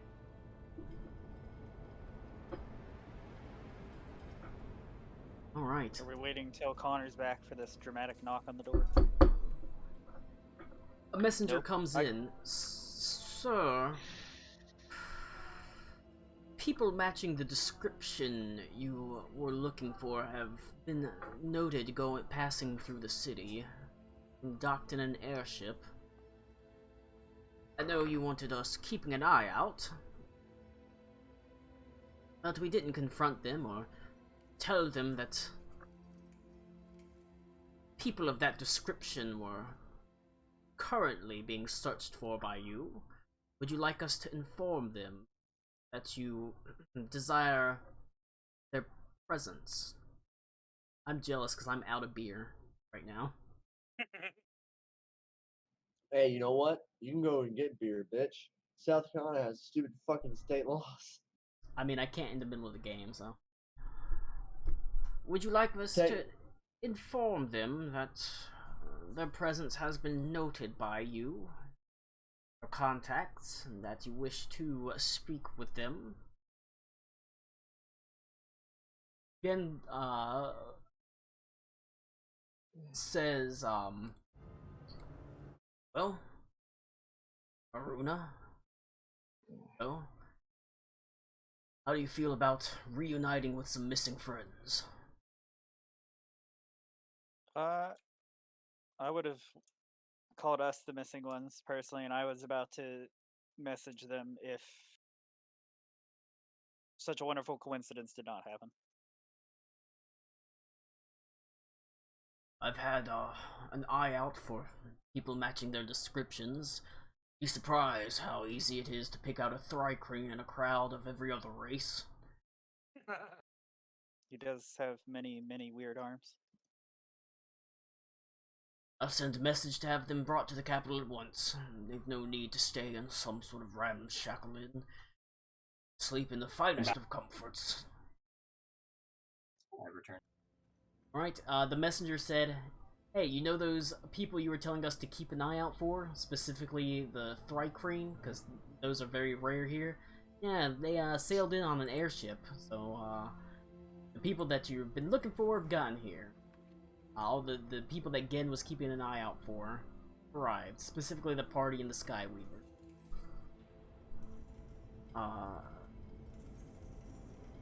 Gen says, dispatch a messenger at once. Tell them that I am aware of their arrival and cordially invited to the palace of the Holy Emperor. No need to stay in some sort of rough and ramshackle inn. They can enjoy the finest of comforts while they're here. I'd look at Gen and say, wait, you mean they didn't send you to help us? Oh no. Oh.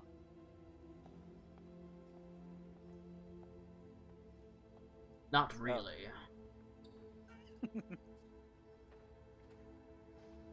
We kind of just fucked off. That's kind of on us partially. All right, and he dispatches the messenger. To tell the rest of the party that their presence is known.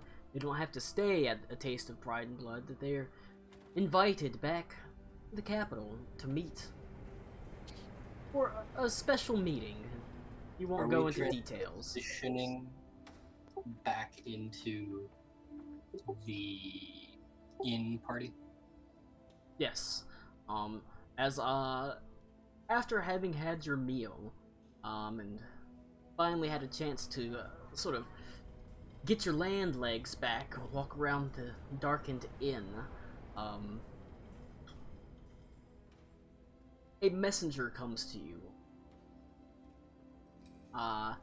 He specifically talks to you, Alec Cool, as the most distinctive, as he says,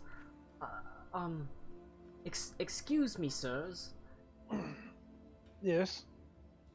I bear news, a message from my master, the advisor Gehenthar Maz, inviting you to the palace of the Holy Emperor for a meeting.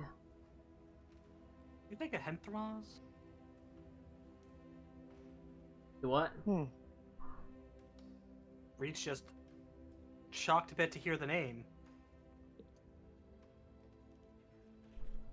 Because I do believe wait, no, have we seen him again yet? Nope. I was gonna say, yeah, last we saw, he got bicycled to the base. He got nuked. Well. Yes, he did.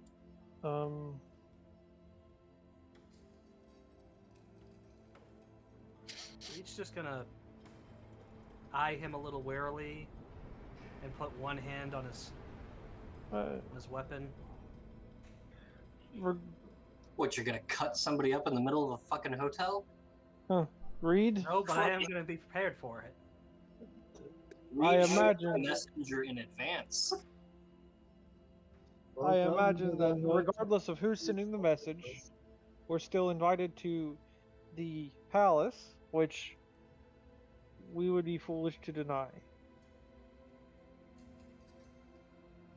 Mostly because it's, as Ita would say, not polite. So, I think we should Polite go. to decline an invitation. Not polite to decline an invitation for somebody who runs the country. Fuck polite, it's not wise.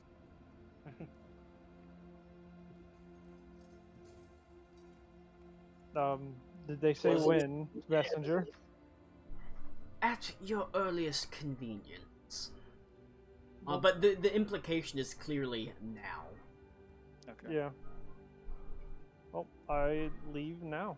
Okay. All right. So Again, you don't make a habit of real quick. flaunting your magic prowess, do you? Can't you just, Connor, you're derailing me, Connor. He says, the majority of the people here do not know what I am, who I am. I prefer to remain that way. Understood. I can appreciate the grace of anonymity. let's just say it's always nice to have unexpected tricks up your sleeve when dealing with some of the people around here. Like the Emperor? Just merely saying the Emperor causes him to, like, sigh a little bit. Yes. Excellent. Although she is quite aware You of... boys don't even know. Unfortunately, she is quite aware. And yet... he looks a little bit sad. I feel drawn to her as I've always been drawn to this family. And he seems a little bit sad. As his eyes sort of drift off. But he doesn't say anything else.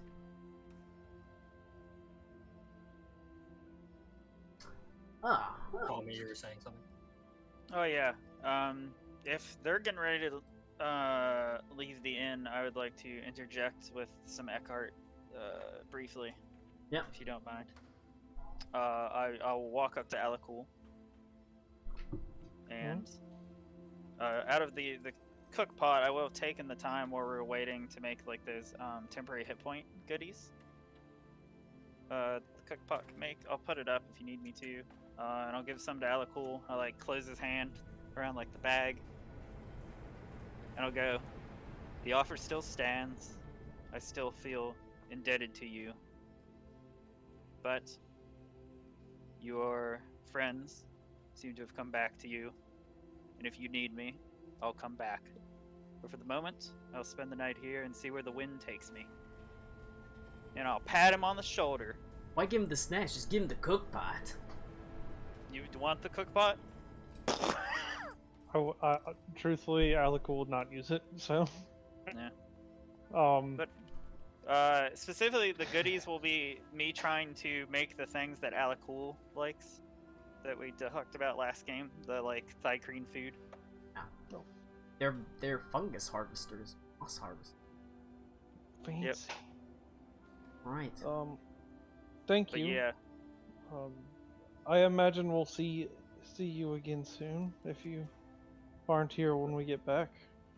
well, if everything's just as bad as the Redeemer or worse, you'll probably need me Yes, and- Eckhart may very well be around. and the rest of the Rage Mages, but we'll be at your beck and call. I know you can somehow get a hold of us. You seem to be in the company of very strong individuals like the Silver Dragon. It's true. Right. But so with my totem, am I the one that does the carving, or was that just given to me and someone else did the carving on the totem? So it's generational. Generations have done carvings. Okay. Just for like an Eckhart thing to do, just when he's NPC'd, I'm gonna try to draft up like the exploits of the group, with and without me, and I'll try to get them inscribed on the totem too. Aww. A permanent place within the history of the Rage Mages. You'll take the time to inscribe your totem with the adventures you went on, the paths that you followed, the northern coast all the way to the heart of the Empire of Stahlreich. A nice brief little adventure. Small side character. Likely to be back one day. So why the fuck not? You bid your farewell to Alakul, at least for now. As the party sort of heads away. Does Klaus go with them, or is he staying with Sigmund? Ooh, that's actually kind of a tough one. Or going about his business with seeking out contacts within the city to start hopefully finding a way to free his father and brother who are currently held within the dungeons. Yeah, we'll go with the latter because I feel like going with the party to the palace would attract too much attention to Klaus. That's true. Alright. You receive your invitation graciously. The man turns and he sort of leads you through the actual town itself, short with a surefoot of knowledge of, you know, ways he's traveled all throughout his life. Down shortcuts until finally you're in front of the mithril gates of the palace itself. In his company, the doors open immediately, as it appears that you are, at least he is, completely expected. He leads you to a tower that is off to the side of the main building within the whole palace itself. As you pass by all sorts of beautiful gardens of exotic plants and animals, the air filled with this sweet smell of flowers that quickly turns to the sickening smell of decay, as there are flowers that sort of bloom and die over and over again. As you pass down through these sort of beautiful gardens, he leads you to a very large tower that is off to the side, one of the other buildings on the main palace complex. And stepping inside of the sort of anteroom, you're in a large circular room that has several lanterns hanging from basically the walls, in various different colors. He walks to the last lantern on the right and touches it, and it glitters purple and glows brighter as you feel yourself yanked up, as the ground itself pretty quickly begins rising into the air, whirring past floors of other floors as it lifts you up to the top level of the tower. What appears to be the nicest rooms, the fanciest rooms, held for dignitaries, ambassadors, that sort of thing. Did Zara go with this group? Yes. Specifically to talk to Klaus. Klaus stayed behind. Klaus stayed behind. Klaus stayed behind, and then Zara would stay behind and speak to Klaus. Beaver and I have already sent a couple messages about what they would discuss. You pass by, you walk by a sort of a glittering blue Dragonborn woman wearing azure robes. She has a noble bearing, now completely dressed unlike when you saw her.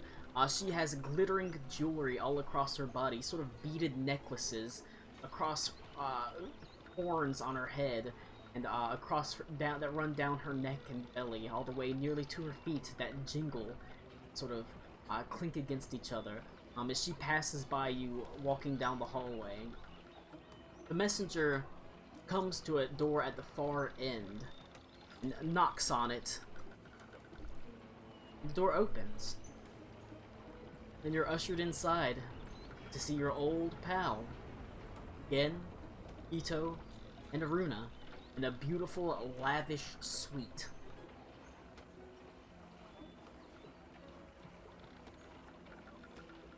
Like, well, this is awkward. So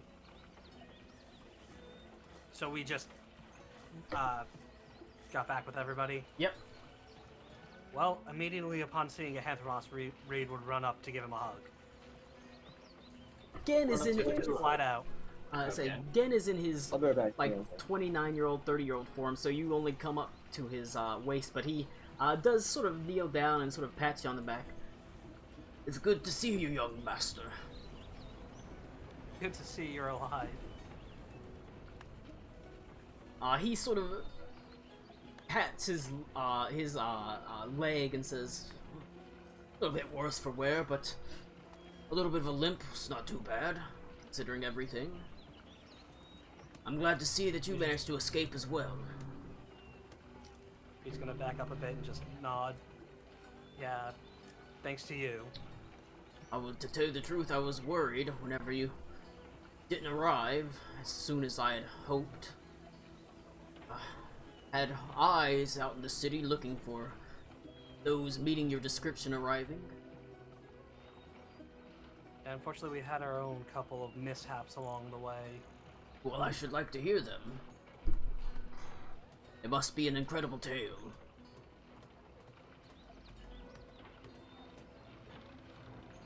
Well, generally more of the same. More people that we couldn't quite save. Well, you save who you can. Fortunately, it's not everyone. Speaking of people, I found a couple of cast-offs.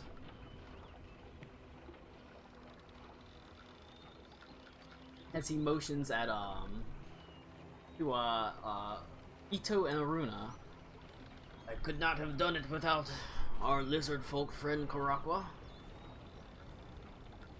Unfortunately, he had to return back to Krut's castle, continue his oversight, the training of Abigail and the evacuation of the city alongside Lady Adelindra, High General Adelindra, I should say.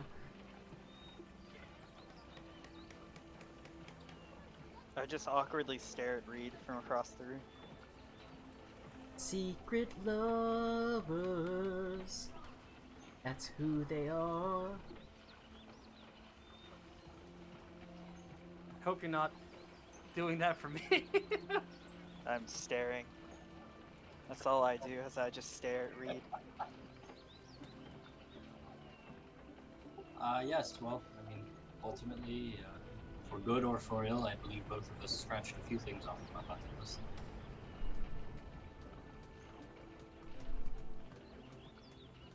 I increase the stare.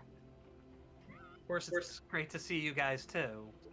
Not every day you get to, you know, entertain a royal court and then escape from the cells of another one. Reed, in the same night. Reed, I'm going to tell your woman that you hugged the dragon. That you're cheating on her. Because you didn't look for us.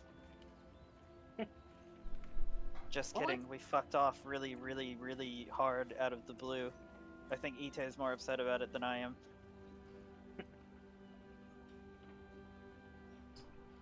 Oh shit, is that a Zaki? Fuck, that brings me back. Well, this is a touching reunion and all. But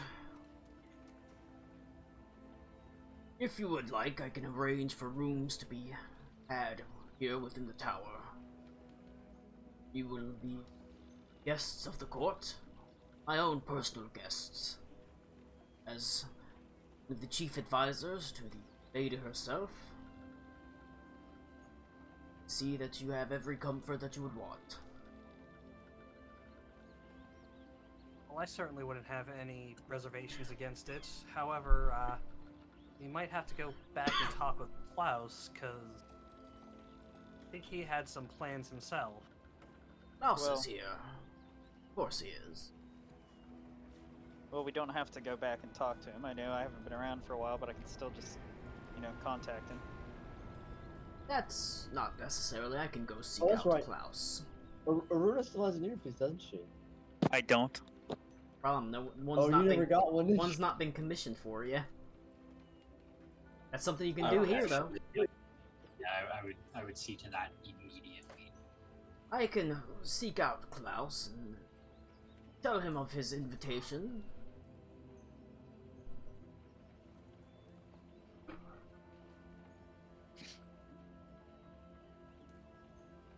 There's no need for you to worry yourselves over such matters. Guess that saves me the energy. Anyway, I would like to go to a room as soon as possible. Sorry for the lack of reunion, but I have been in a cell for a week and a half-ish. And don't really want to be around anyone. Particularly me. Well, I'm sure that cell's better than sharing an airship with that bug. Aw, what? That's fucked up. He's not even here to defend himself. Exactly. Rude. Since when do we shit talk Alakul? Oh no, your Eladrin personality's kicking in, Lou. Oh no. Lou's becoming the better character. Connor's still trying to tell me to drop Reed off at the monastery and bring back Aorn. You are able to rest and recuperate in an actual, like, nice, downy feather bed. You hear... Actually, as you are shown to your rooms, everyone make a history check.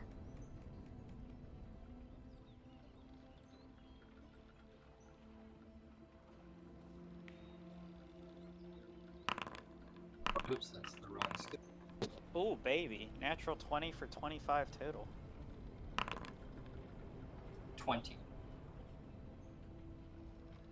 I only got a 10. I am not there, so I will abstain. Yeah, I Yeah, was gonna ask what about it's people ev- not present. It's everyone present You within could- the scene. Well, I guess you can auto, or you can roll Alicles too, huh? This is not here. I don't think I can roll articles. No, I just meant call on Janet. Roll like a base d20 and like if. As you know, are shown to your rooms, you see a door that far down the hallway open up, and what looks like maybe a dozen kobolds of various different colors, all wearing sort of azure tunics, made of sort of rough cloth, step out of a room. Ito, the very same room that you previously saw the blue Dragonborn Woman. They bear marks, tunics bearing what appears to be a blue eye with a slitted pupil that look around sort of nervously, and seeing you emerge, they skitter down the hallway towards the elevator, stepping onto it to leave. Aruna, you recognize... Let's see, 25... Avendor, you already know this, but Aruna, you already also know they bear the symbol of the holy city of Parzula. More servants, likely of the ambassador, the envoy you previously saw, considering it's coming from the same room. That being said, your knowledge of, with a history check that high, you know there's a pecking order within the city. Kobolds are generally low, subservient. They often form the basis of sort of town guards and things like that at the lowest level, but they also do menial labor as well within the city of Parzula.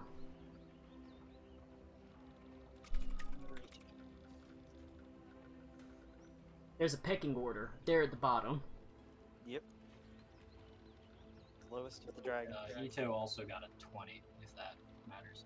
Uh, Not natural. He would just know. He wouldn't know about the pecking order. He just knows they also bear the symbols of Parzula. Likely subordinates to the ambassador, envoy, woman, blue dragonborn. You all get situated in your rooms. Find yourselves, for the first time in a long time, on an incredibly plush bed with the best sheets that money can buy. It's so fancy the chamber pot has a bowl full of olives next to it. I mean, come on. Does not get much fancier than that. Fucking Klaus is missing out on the shitting heaven that is this. That's chamber. true. Yen has left as well. Going to seek out Klaus to extend the invitation back to the tower itself, so that he has somewhere a little bit more comfortable, or at least not necessarily comfortable, somewhere higher quality than a Taste of Pride and Blood, which is just a normal inn. I mean, this is the tower of a fucking holy emperor. Klaus? Sorry. Zara would slip into Klaus's rooms, by the way. Well, okay. Zara, Klaus doesn't swing that way. Does he? For the record, Zara swings always. Always. There's a hanging joke there somewhere, but it feels bad to make. Alright.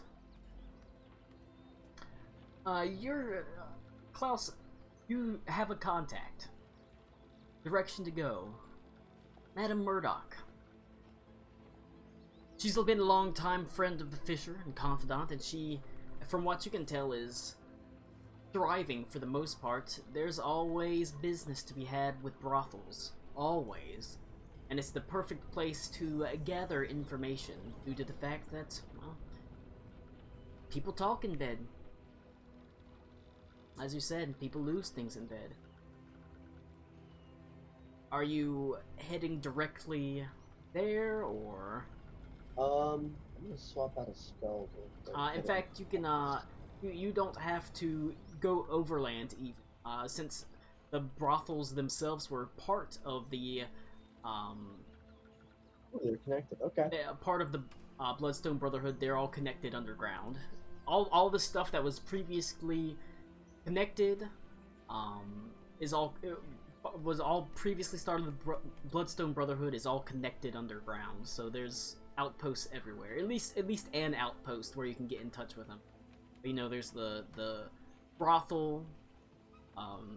Obviously, there's some old connections to like the drug runners and the forgers and stuff like that.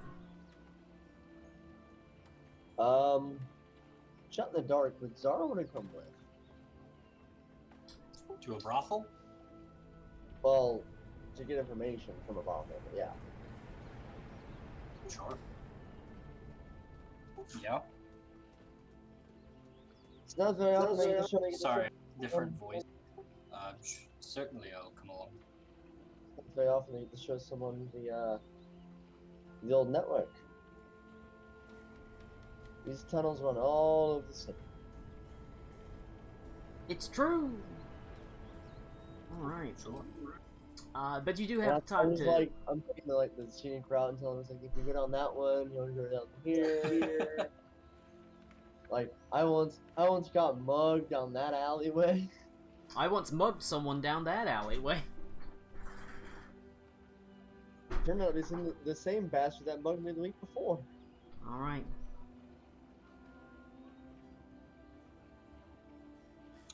In that instance, during one of her changes for disguise self, she would change her form to be probably a younger man, human. Okay. Maybe an elf. I haven't been an elf before.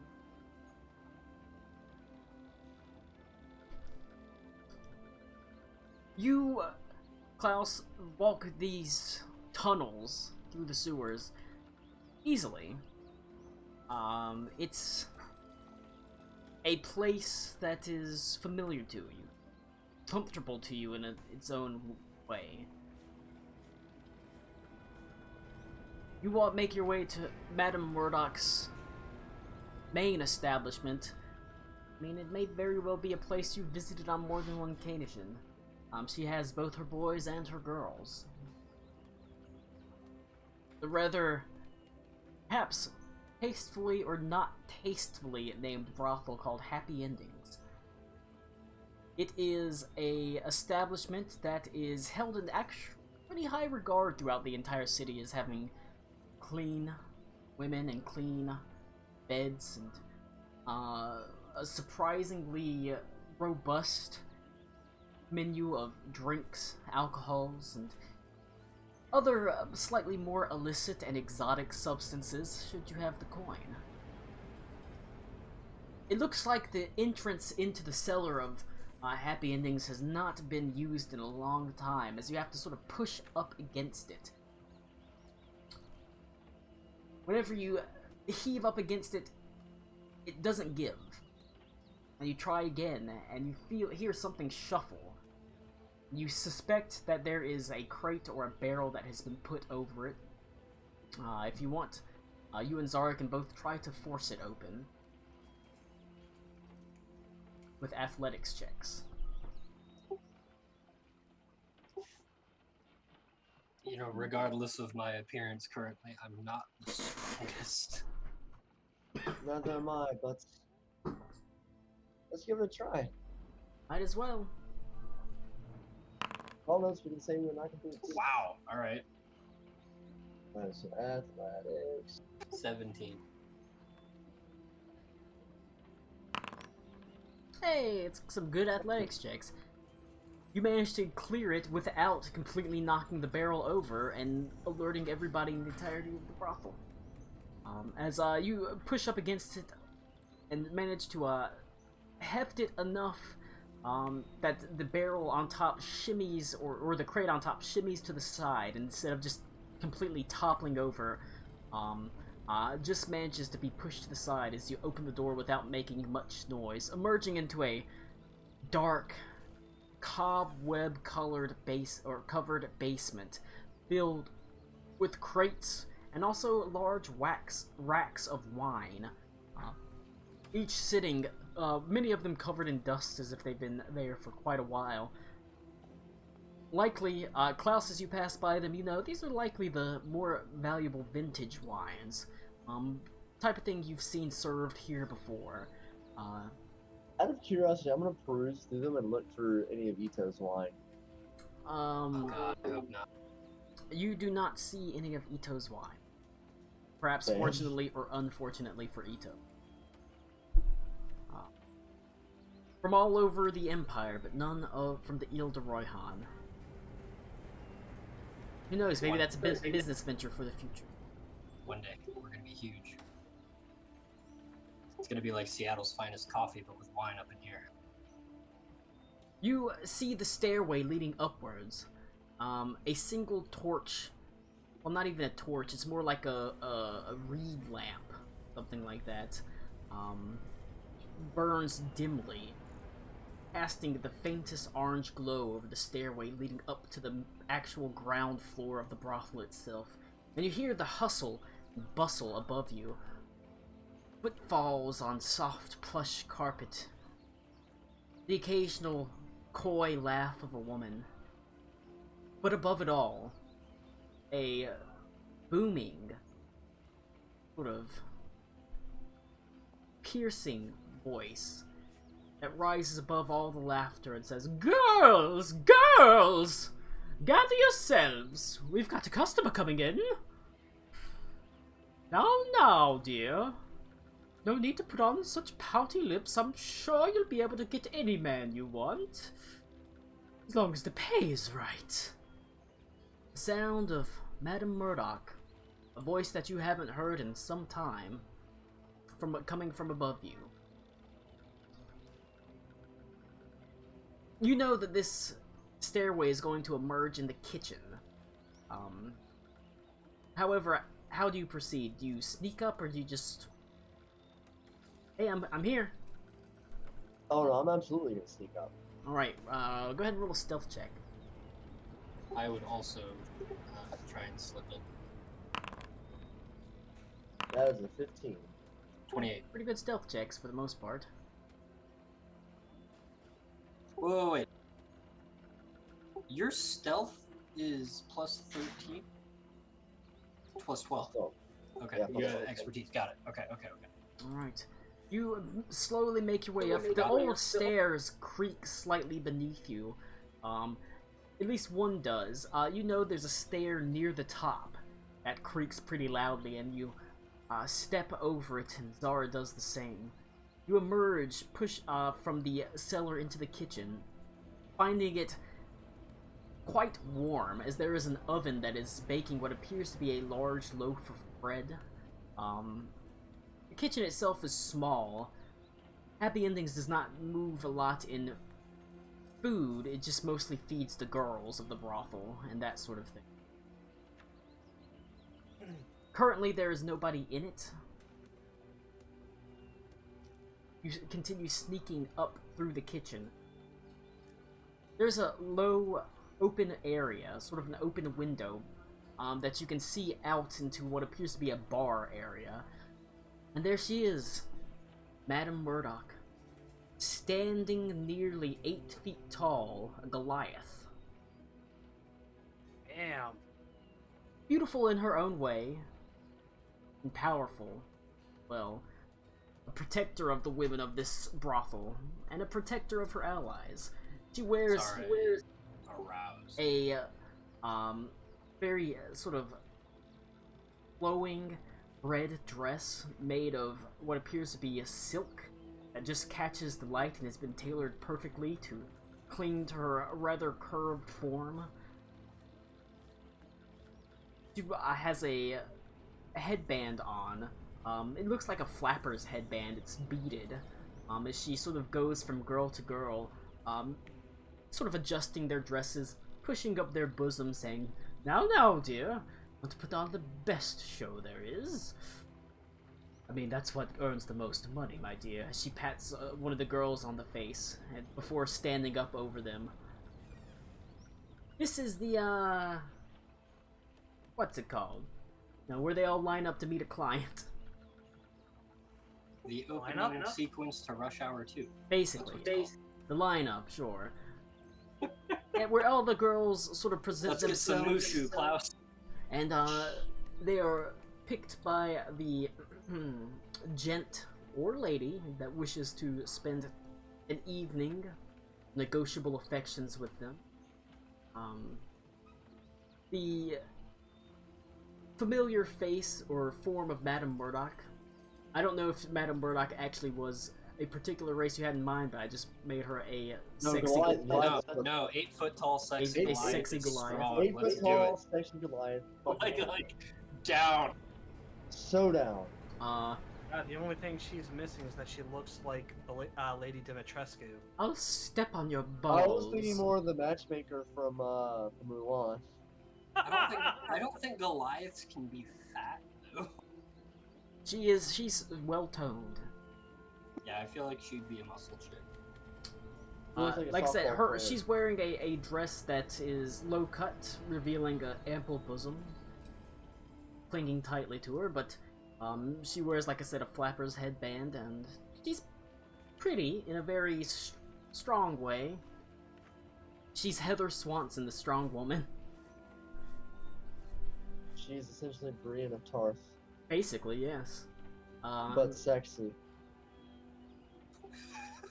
She has not. She, however, has not noticed you. She's with those, beautiful. She's a different type. With those stealth checks, she absolutely has not noticed you as she goes from girl to girl, adjusting their dresses and clothing, and saying, "Come now, dear, look a little bit more, you know." I would walk up and say, desirable.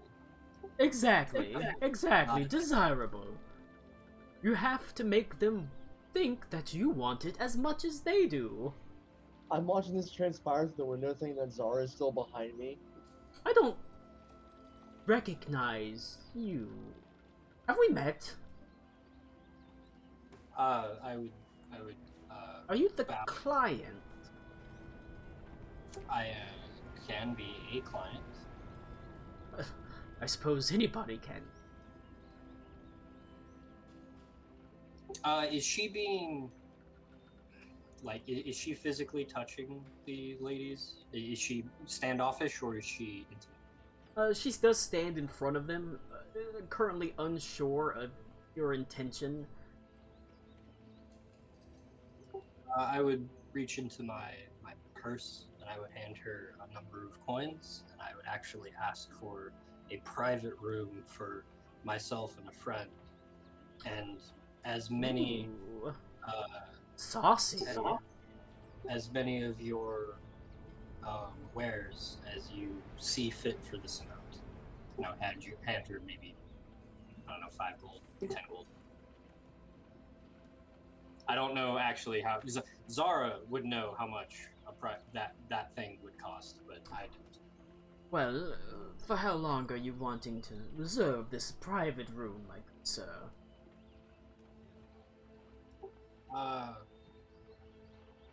We'll say the afternoon. Maybe not all of it, but let's keep it open. We'll say 4 hours. How about that? That sounds tremendous.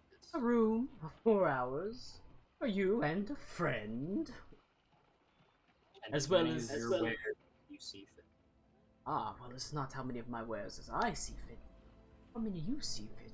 customer is always right. Unless they Well, it's annoy how me, many and then cans it's fit. not. Ayo. I will. My girls are clean and eager. I would. And as we do have some gents, my boys are just as clean as well. I don't have them currently out for the lineup. The client that was coming specifically requested a girl, but I can bring out my boys if you want.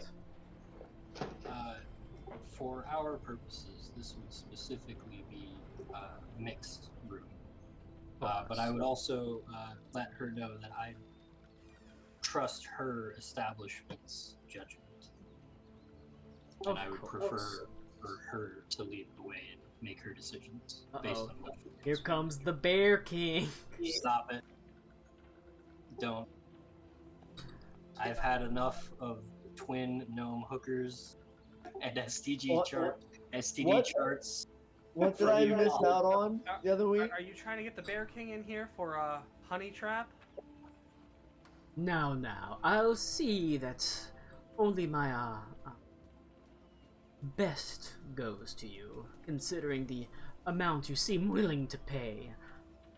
And of course, if you have another client awaiting, please prioritize them. We are only here for a private evening. Well, the special attentions of my girls, private room for hours, And gents. double, and gents, of course. I can do 6 of my boys and girls, 4 hours for 25 gold pieces. That includes drinks. Well, we do have a fine selection. I would hand her. Where is gold? I would hand her 30, and I would give her my thanks for herself and her occupation. 25 gold pieces for the rooms and the ladies and gents. 5 gold for the discretion. And she takes it and pulls out a small purse and pockets it away.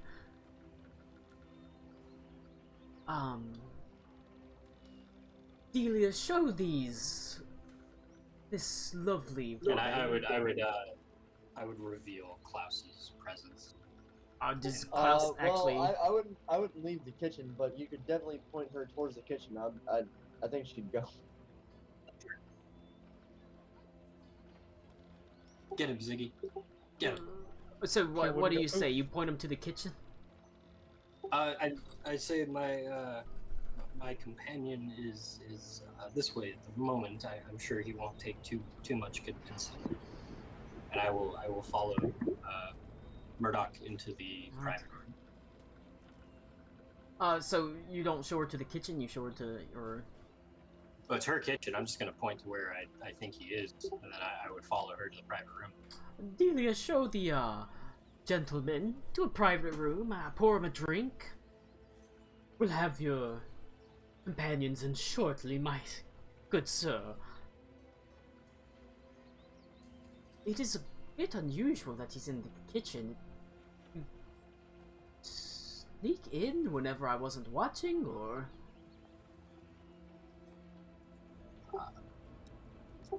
I found myself in your establishment. I'm not entirely sure as to how. We'd appreciate if you announced yourself upon entry next time, but the gold is good, and you seem fair enough. I'll remember that. If your friend is waiting to ambush me in the kitchen, she sort of cracks her knuckles. He's gonna be in for a bad evening. Let's just leave it there. But one of the girls, a sort of short young lady with sort of dark auburn hair and brown eyes, takes you by the hand and leads you to a room that has it has like a placard above it that appears to be an owl or some sort of bird of prey. She says, "This is the raptor room. It's my favorite, is she opens the door and lets you enter. Sounds excellent, thank you. Meanwhile, Klaus, you sort of wait as you sort of glance over the small window, out of the small window that separates the window in the partition that separates the kitchen from the actual, like, opening area. And you see the madam approaches. Hasn't really noticed you still. Even so, I'm just leaning back against the far wall. So that Madam way, like, Murdoch. no one passing by the room can see me, but if someone walked in, I'd be like right there. Madam Murdoch opens the door to the kitchen, and you can see she's a little bit guarded and on edge. I mean, having walked into, she's not sure what she's coming into. Yeah. She seems ready to throw She's gonna down kick if my she ass. has to. She's probably gonna kick my ass anyways. And you're in the far wall in the shadows. No, not in the shadows at all. No, So you're not- I'm just like, I'm kind of like away from the front of the door, so that way if she opened it, you couldn't look right in and see me, but you'd be able to turn the corner and see me. You know what I mean? She steps in and opens the doorway, sort of scans the room, and she sees you leaning against the wall. And there's just a pause and a silence in the air, and she quickly sort of closes the door, and then she moves to the small window, and she pulls. There's like a couple of there's like a screen across it that she pulls down, and she turns to you and me and says, "What the hell are you doing here?" It's been 3 years. I thought I could sample some wares, unwind a little bit. Can say hi to an old friend. Of course, my friend. She sort of walks over to you and kneels down and puts one arm around you. But I didn't think you'd be foolish enough to come back after what happened. You never know what's lurking in this city. I mean, if they did something here the last time. There's still eyes here. Oh, there's eyes everywhere. But it wouldn't be fun otherwise. It's okay. I've played this game long enough. Well, it is good to see you, my friend. Yes. I wish the circumstances could be better, but we all. She goes to like the little partition and looks out nervously. Like I said, can't trust anything or anyone in this place. Not even here.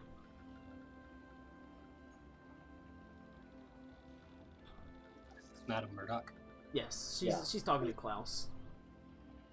All right. Well,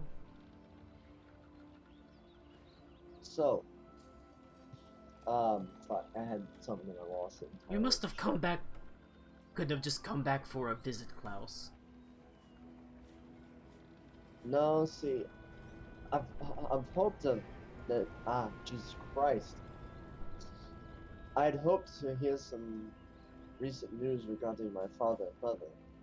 They're still locked up in dungeons, and if we don't have any chance of repairing the Brotherhood, we need to have them back. So, anything that you can give me that would help us free them would be greatly appreciated. Well, I'll see what I can do, Klaus. We do have our contacts. I did have my girls lined up for a rather important figure within the city. What's the plan? We seek out a guard, perhaps bribe him here, or... No. No, that's not even necessary. What's today?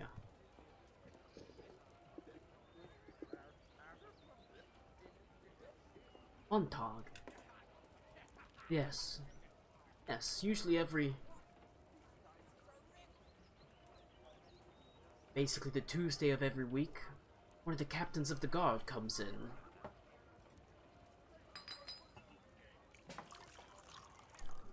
I suppose that'd be an easy target. Good. Is he what's his wear of choice? It could either be me or my new friend who could. He tends toward the ladies, although he has have one particular that he has taken a fancy to. Yeah, reminder, Beaver, I'm disguised as a guy. There is a particular girl that he has taken a fancy to named Vera that he sees every week.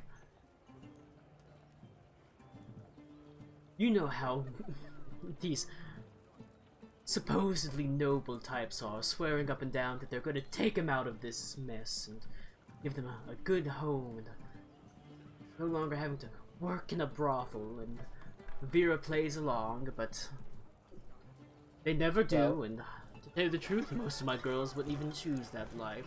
How boring would it be? Well, is there any chance you could send Via up to our room? Perhaps. I can see that she is one of the girls to go to your room. Fantastic.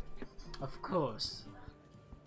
Now, Klaus, you're not great going to stuff. cause too much trouble in this establishment. I wouldn't want you to getting in some sort of fight and roughing things up. Oh no, the last thing I want to be thrown out on the street right now. I promise not to wear out my welcome. But the box spring, that's not a promise I can fulfill.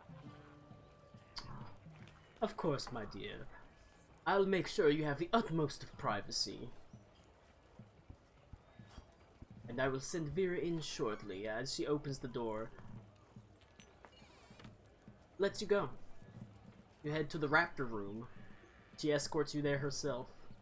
Where Okay, hang on, Colin. Was that just perfectly timed from the background, or did you actually like press a button with fucking door opening, door closing? no, No. Because I swear to God, you said she walked to the fucking door, and I heard that shit. I'm like, perfectly timed. God But damn. it is she takes you to the Raptor room and lets you in. You can see Zara is there already with a very pretty young woman named Delia. You don't have to wait long afterwards before a whole, basically ska band of young, attractive people comes in. Of both sorts. Men, women, bears, and skanking their way twinks. in? They skank their way in because they're Rob isn't skanks. here to enjoy that, Connor. Alright, you soon find yourself in an entire company of men and women wearing revealing clothing, sheer, low-cut, thin. One of them in particular is Vera. To your surprise, she's not a human, she's not a lovely elf, she's not a stocky Goliath. She herself appears to be basically like a half-orc, lithe and thin, but strong with olive sort of green skin and a slightly jutting jaw. Her hair is like sort of well kept, however. She's not like any half-orc you've seen. Most of them seem ready to fight. She's much more demure. Her hair isn't a mess. It's well kept and glistening and braided into several braids that all converge to run down her back. She's significantly taller than you, Klaus. It looks like she could break you in half. But she's also very pretty in her own sort of savage way.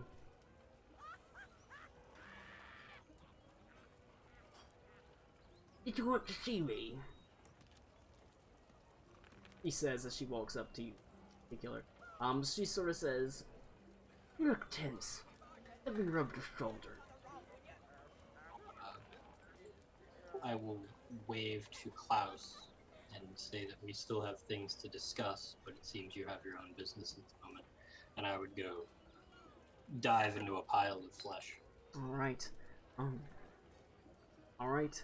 So now we describe it in graphic detail. You take your fist and... No, it is a, Jesus. very pleasant evening in pleasant company. As, For the record, Beaver and I have been messaging throughout this ordeal, so there is stuff that we do have to discuss here, but nobody else has said anything in an hour or so. So by all means, Yeah. switch. We already know how the scene is going for us at least. So he has his stuff Yeah, to we can do. keep this I have going. to talk to her, but for the love of God, let other people get in. Well, what is everyone else doing? This is sort of at this point. What are other people doing? Reed has gotten to. You can talk to anyone or anything. It's a big city, and you've still got the matter at hand of the iron vaults. Indeed, I know that we do still have to look at the key, I have the key. Ha ha but ha ha. being that, and I know that they're gonna hate me for this because it's not really gonna be too much, at least as far as I know. But being that we're probably gonna be around the city for a while, one of the things Reed would do would be to just kind of look around for a quiet spot to meditate. All right. A spot that he can use, not just right now, but use while they're there. The nice spot in the gardens, amidst the constantly blooming and dying plants that people generally avoid. Cycle of life and death. It's quiet. It's serene in its own way. It's stark as well. Pretty fair place that's out of the way to meditate. Okay, that's just something that I wanted to confirm that there's a good place to do it. But yeah, I know that one of the big deals we need to do is get this. What are we gonna do about the key? We have it. I Well, do are believe you- we know what the key's to. Are you talking to Alakul and I? In game? Yes, I guess. I guess Ito would probably be there too.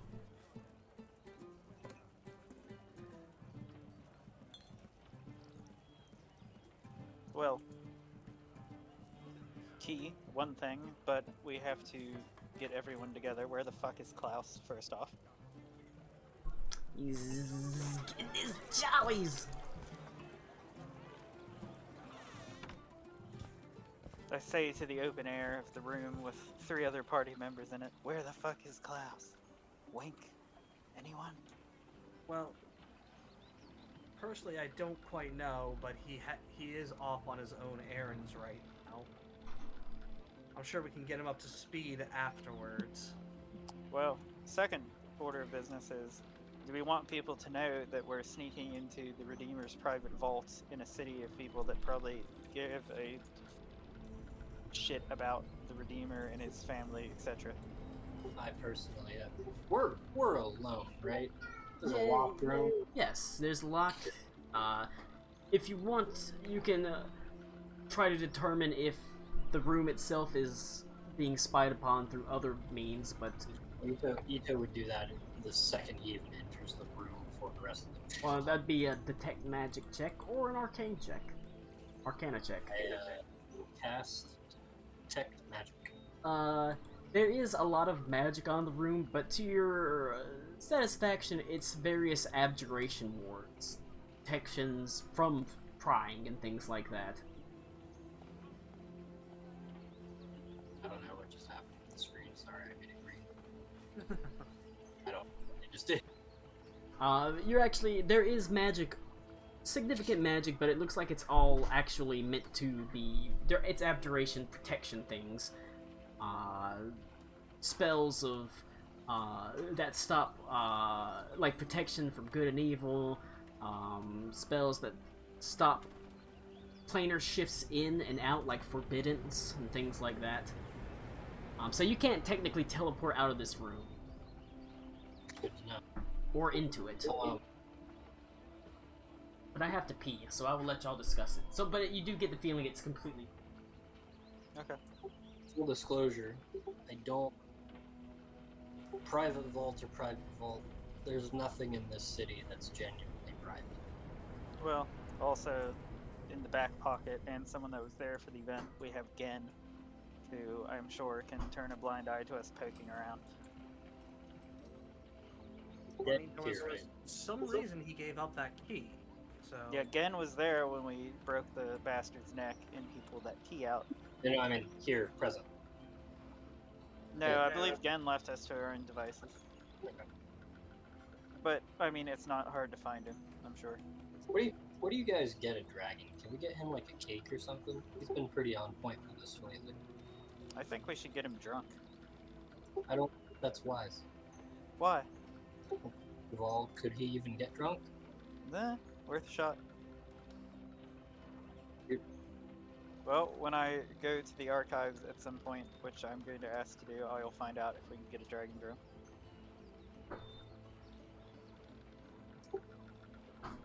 Reed, yes. how familiar are you with the... And I'm going to defer to Lou right now, because I can't remember their name. The topaz tortoises. The Topaz Tortoise Monastery. The Great Crushers.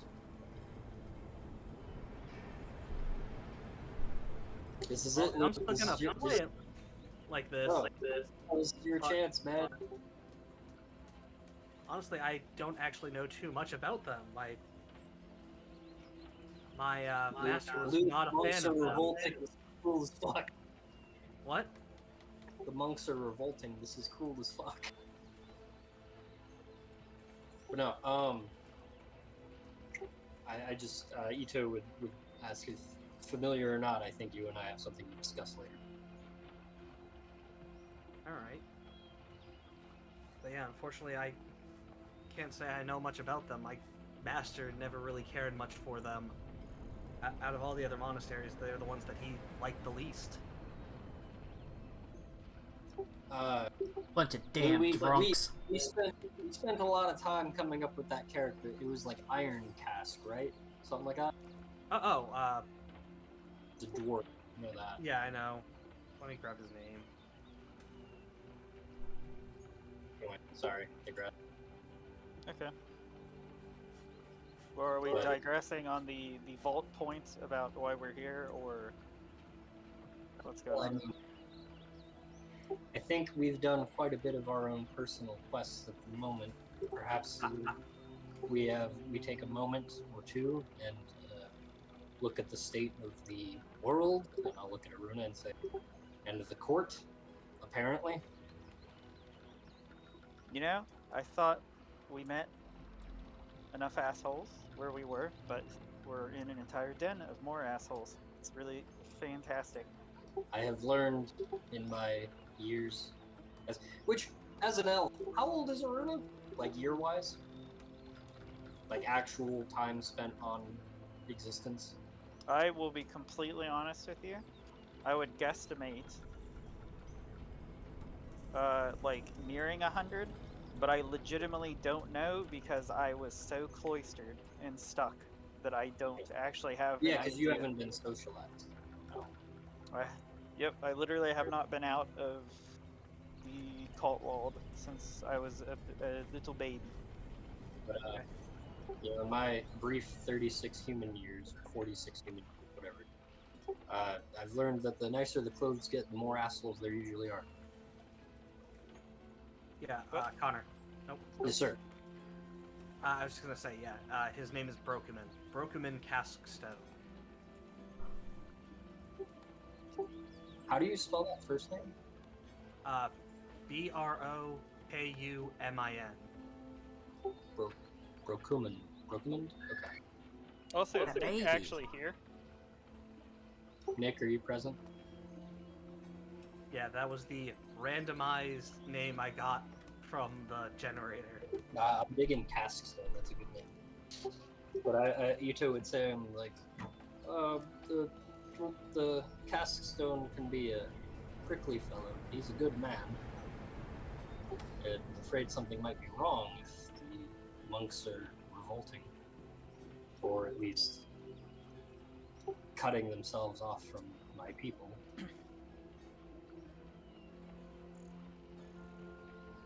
But yeah, no, Ito's vote is that I think we need to take a breather and look at the state of the world before we proceed.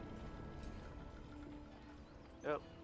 You have more sway in intuition than I do when it comes to that.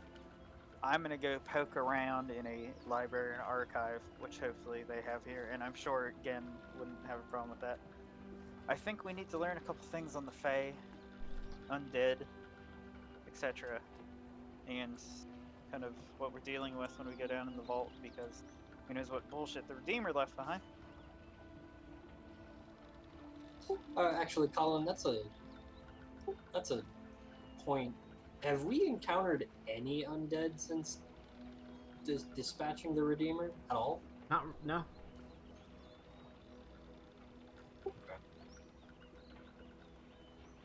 Okay.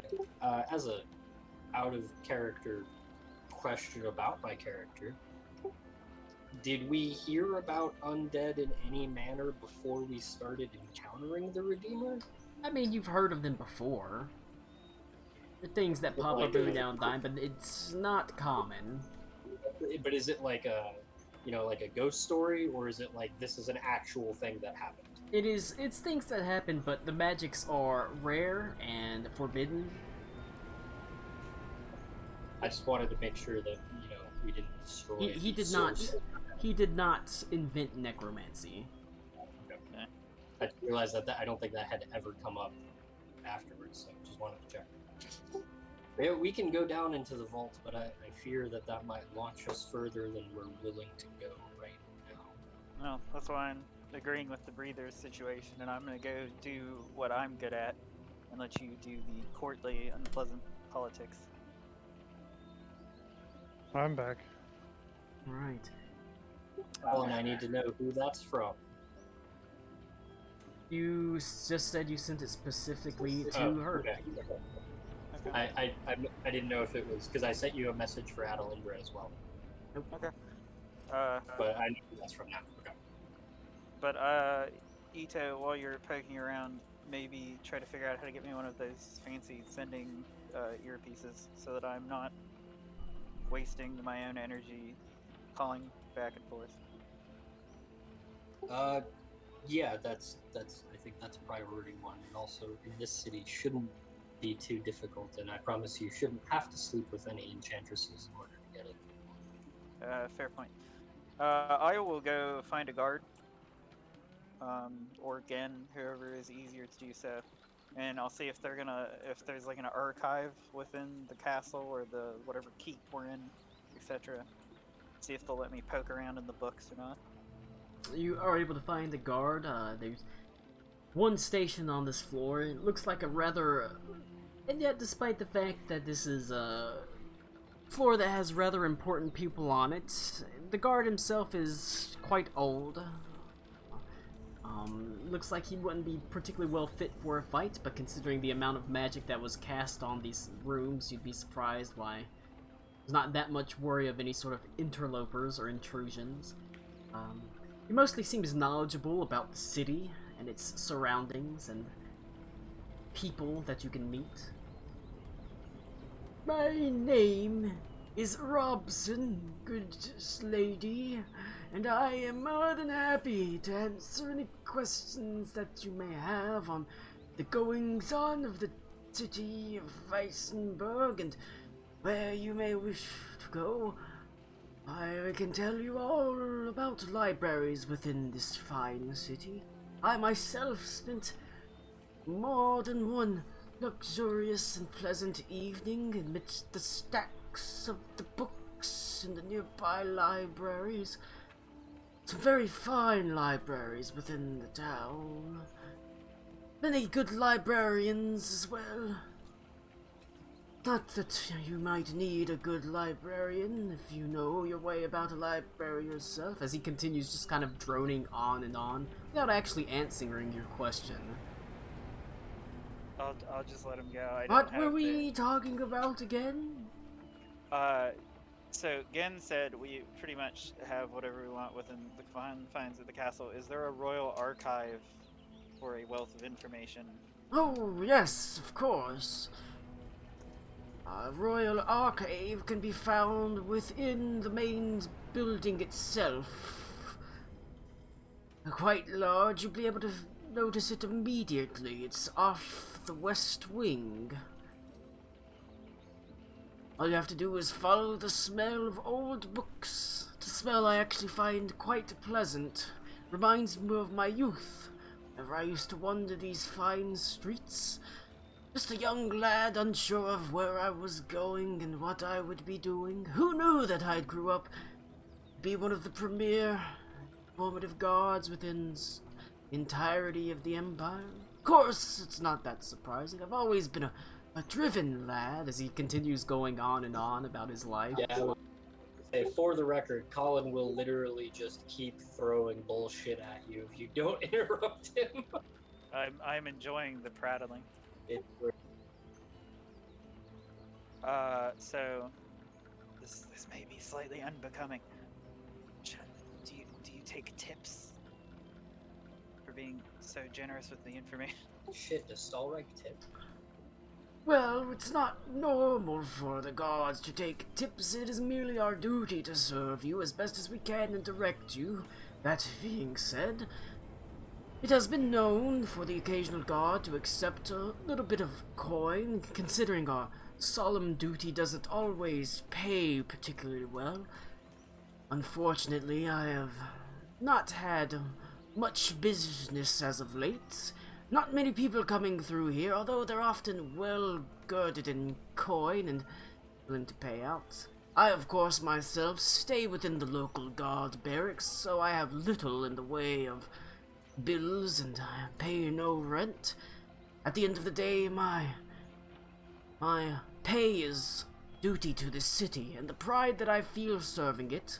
But some coin would not be amiss. There are all sorts of various sundries I wouldn't mind buying. I have undertaken a recent hobby of going to the nearby libraries, as we were discussing earlier, and illuminating some pages that needed illumination. Despite the fact that my old hands often shake with the frailty of age, I find it quite calm. Yes. Speaking of hands, I'll make him hold out his hand. I'll give him 5 gold, and then I'll just walk off. He hands out one shaking hands. You Says, just lost "Thank every you." YouTube viewer right there. There are no YouTube viewers. He says, "Thank you, good sir," or madam, as he sort of leans in. "Madam, yes." And he pockets the coin. "I hope that you have a pleasant experience within the walls of the castle." Don't worry, the fellow from the Elderoy hand will find you very riveting and exciting if you find if you need someone to talk to. I'll be back. I'm always looking for someone to talk to. As you walk away, he's sort of muttering to himself, "I always did find quaint conversation interesting enough." As you leave him behind, you do know where the royal archives are, at least, and with Gen's sort of clearance, you will be allowed entry. Okay. I'll just send you a message what I'm looking for specifically. All right. Unless you want to sit there and describe me rummaging through books. You want Robson to describe rummaging through books? God, he would be super handy, but it'd take like 3 times I as just long. want the guy to narrate our adventures, like. He's a nice guy. I wasn't irritated. I've just been in a cell for a freaking week and a half, and I don't have patience. He'll talk your ear off. He's happy to talk all damn day. But that's fine. It goes. Is there anything that Alec Cool wants to do in this entire city? I wanted to get started on upgrading the ship, especially since we were agreed upon getting the stables. And I believe we said we had about 8,500 gold left because we spent like 1,500 or something like Yeah, I that got for two the hippogriffs. a couple weeks ago. There has been some spending. So I was gonna get at least get started on stables and then go from there. On the bright side, stables is one of the lower end upgrades, so they're one of the cheaper ones actually. It allows you to house up to the most basic stables allows you to hold up to 4 animals of and as well as their you know, supplies and stuff like that, and the things you would expect. But we can roleplay it. You feeling a little bit out of place within this city of humans and all the other humanoid races. Kind of probably maybe end up back at the airship where Nipsey has that in mind to upgrade and oversee the airship. It is her baby after all. She can't actually have an actual physical baby with Carrington. This ship, much like a 45-year-old single woman, a little bit overweight and past her prime, that has taken up pottery. Each pot is her own baby. This ship is that to Nipsey.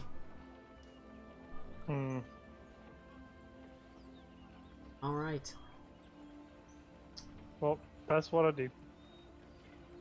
Nipsey is happy to join you, as she says, I myself, well, I can't say I've, been to Weisenburg very much, but, I hear pretty good things about it. No airship docks, but there are mechanics that can work on airships. There was one that I remember hearing of.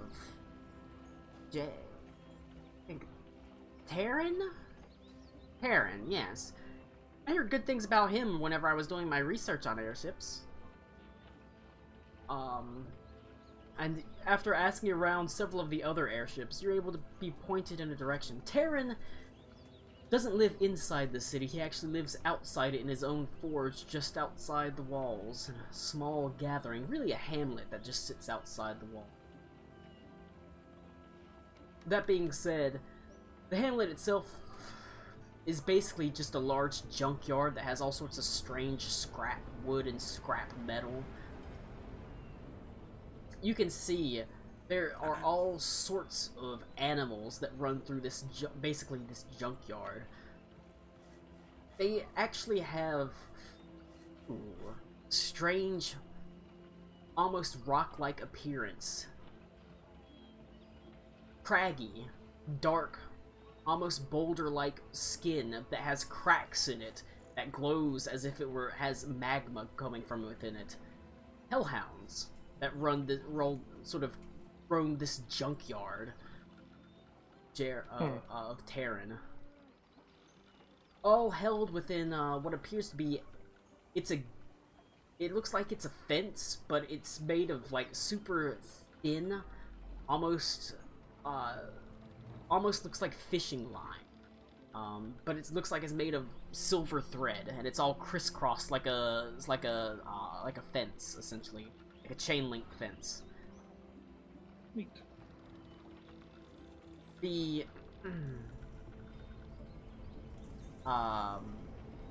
man in particular, Perrin, is just an elderly dwarf. He carries with him what appears to be a bandolier that's filled with all sorts of tools. You see a large wrench, a screwdriver that's way oversized for what you would expect anyone. It looks like a screwdriver that would be used by a giant, essentially, that is placed across his back. He wears goggles on his head, and he would have a beard, except it's been basically completely singed off, as well as most of the hair on his face. That being said, his hands are completely covered in calluses and burns, which seems a little bit worrying and disconcerting at first, but he doesn't seem to mind as he reaches out and pats one of the hellhounds on his head. But he sees you coming. He looks you up and down. Pulls out what appears to be a cigar of some sort. Places it on the head of the hellhound, and you can see it starts to burn and light as he lights up the cigar on the hellhound's head and puts it in his mouth and looks at you. Well, I ain't seen the like of you before. What are you, some sort of bug guy? I've been told that, yeah. I like it. I like things that are unusual. The gnome can stay behind. What? Well, she's with me. If you wouldn't mind her coming along, she's the one that knows how to do any of this. Well, I suppose a customer is a customer, so... What can I do you for? Name's Terran. This is the Hellhound Yard of Scrap and Junk. We got everything you might want. Replaced by George Takai. And I can do pretty much anything.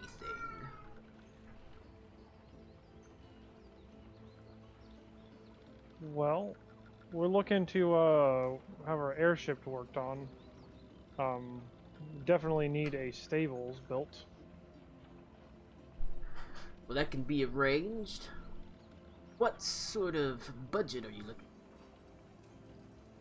He takes a long draw of his cigar and sort of blows the smoke out.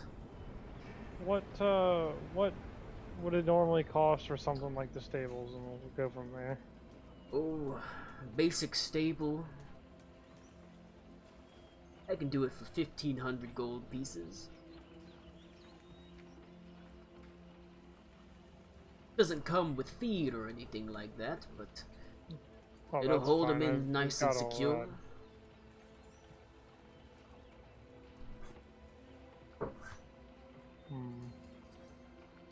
What other upgrades have you done on an airship before? The most common one has been armoring or weapon increases. Put on the occasional ballista, magic cannon, things like that. Sometimes increasing the size of holds, speed, that sort of thing. One time I even put a couple of magic cannons on the back to focus fire out the back of an airship, doubling its speed for a while. Wouldn't want to be on it whenever it went, though. Had a hell of a kick.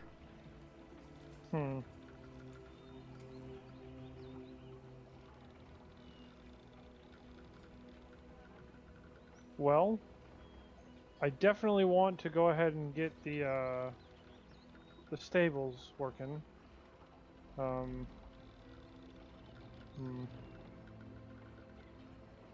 And calling for like out of game purposes, the hold increase would increase our travel time basically because we can hold more food and stuff. Yes, it would double it. Okay. How much is the hold increase? It'll be 2,000.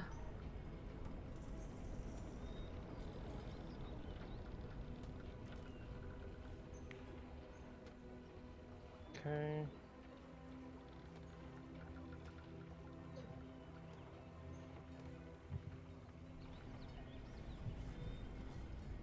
All right. Nipsey, what else would you think besides those two? Well, we have run into a little bit of trouble. Well, might be nice to have a little bit of extra firepower than just a one ballista. I mean, we've already got the paint that helps with the magic, and while the ship itself isn't completely strong, you know, sometimes the best defense is a good offense. That's true. What in the range of weapons do you have? Ballistas 500 per. Cannons or the magic focusing cannons are 750 per.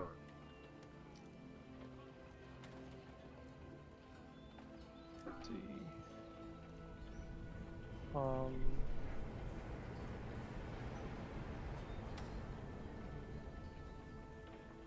So 500 per and 750 per, and we currently only have one ballista, correct? One ballista, yes.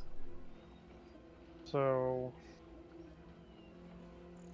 let's say we've got 8,500 minus 1,500 for that, stables, and then another 2,000 for the hold. 5,000. You can also upgrade your crew capacity.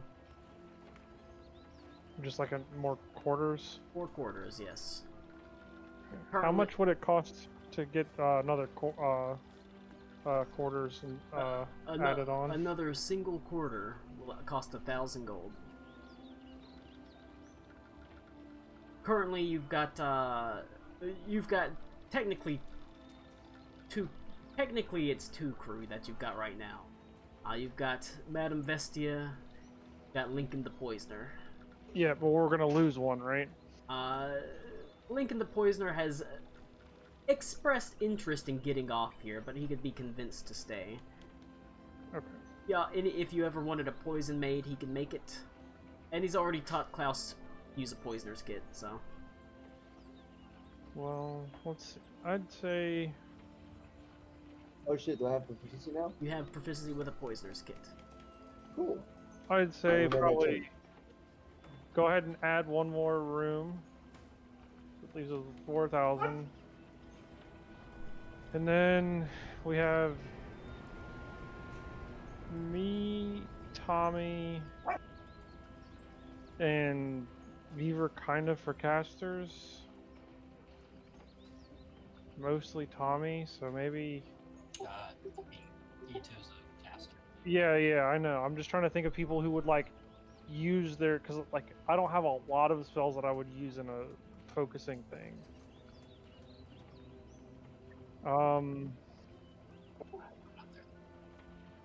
Say probably 2 of the focusing cannons for the spells, which is, you said 750 each? That's right. 750. It, guaranteed to do the best job you'll ever see focusing your spells. Alright, and then maybe one more ballista. Of course, that can be arranged. So that's 6,500 gold pieces. A hefty sum. Yep, it's a lot of stuff needs to be done. Seeing as we're mostly staying on a ship lately. Well, you're not the only one. Had a hell of an increase in business over the past week or so. Before then, it's nice trickle upwards, but I'm having trouble keeping up with all the business now. Not that I mind. Gives me a chance to clear out some of this damn scrap. Do you have a time frame of how long it would take to get this work done? A lot of work. Take at least a week and a half, 2 weeks. Okay. I believe we were staying in town for a little while anyway. That should work. I let people on the earpiece know. I'm like, hey, I'm getting the upgrades. I think pretty much upgraded everything but the armor. Should be good for now. We got weapons, stables, another room for someone, and more cargo space so we can stay out longer. Right. Yeah, weapons, stables, double cargo. What was it? 2 ballista and 3 focusing cannons? No, 2 focusing cannons, 1 ballista. 2 focusing cannons, 1 ballista. Focusing So that- cannons are nice. Yeah, so that will make it, once installed, we would have 2 ballistas and 2 focusing total on our ship. Double cargo.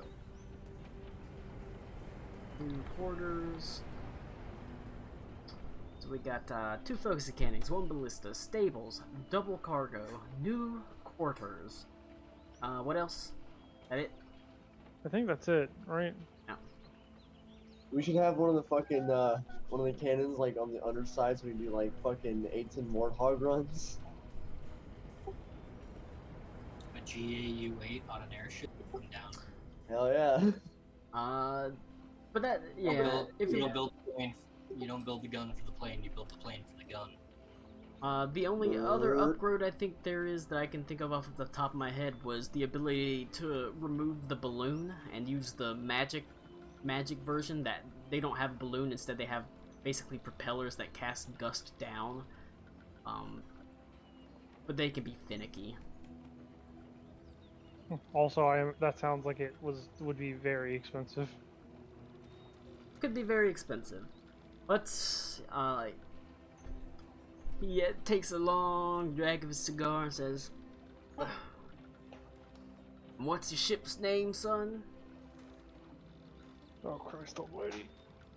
Nick the player does not remember the ship's name. Skyweaver! Nipsey There you chimes go. in. It's got blue paint, you can't miss it. I'll send some people down tomorrow, have a look at it, start making plans. Sounds good. And I'll Probably let you not give gonna me want to like- be much around the ship while it's being worked on. Gonna have a lot of people on board. That's alright. I imagine we'll have like the skeleton crew around. Don't know nothing about no skeletons, but fine with me. Pleasure doing business with you, and I go to shake his hand. His burnt leathery hand reaches out and shakes yours. Of course. Terran is the best at what he does. You don't gotta worry about that.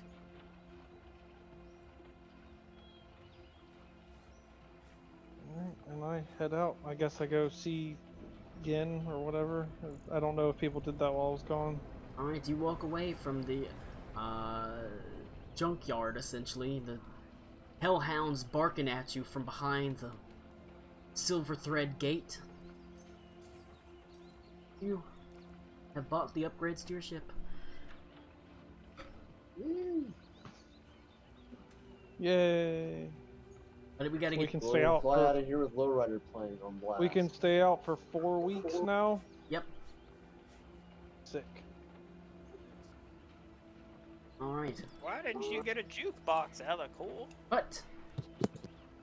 Yo, I We wish have Jukebox- literally a player character jukebox if you ever care to play the instrument. Yeah, but he's Gotta do prone to Box failure. Hero. Alright. True. My performance is only like +4. Do you even have proficiency? Yeah. Oh no, it's +8.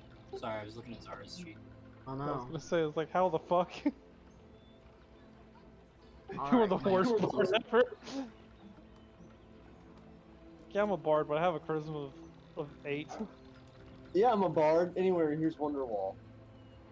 Yeah, exactly. He just he pulls out his loot and says, "Well, here's Wonderwall." Hell yeah. Plays the final countdown.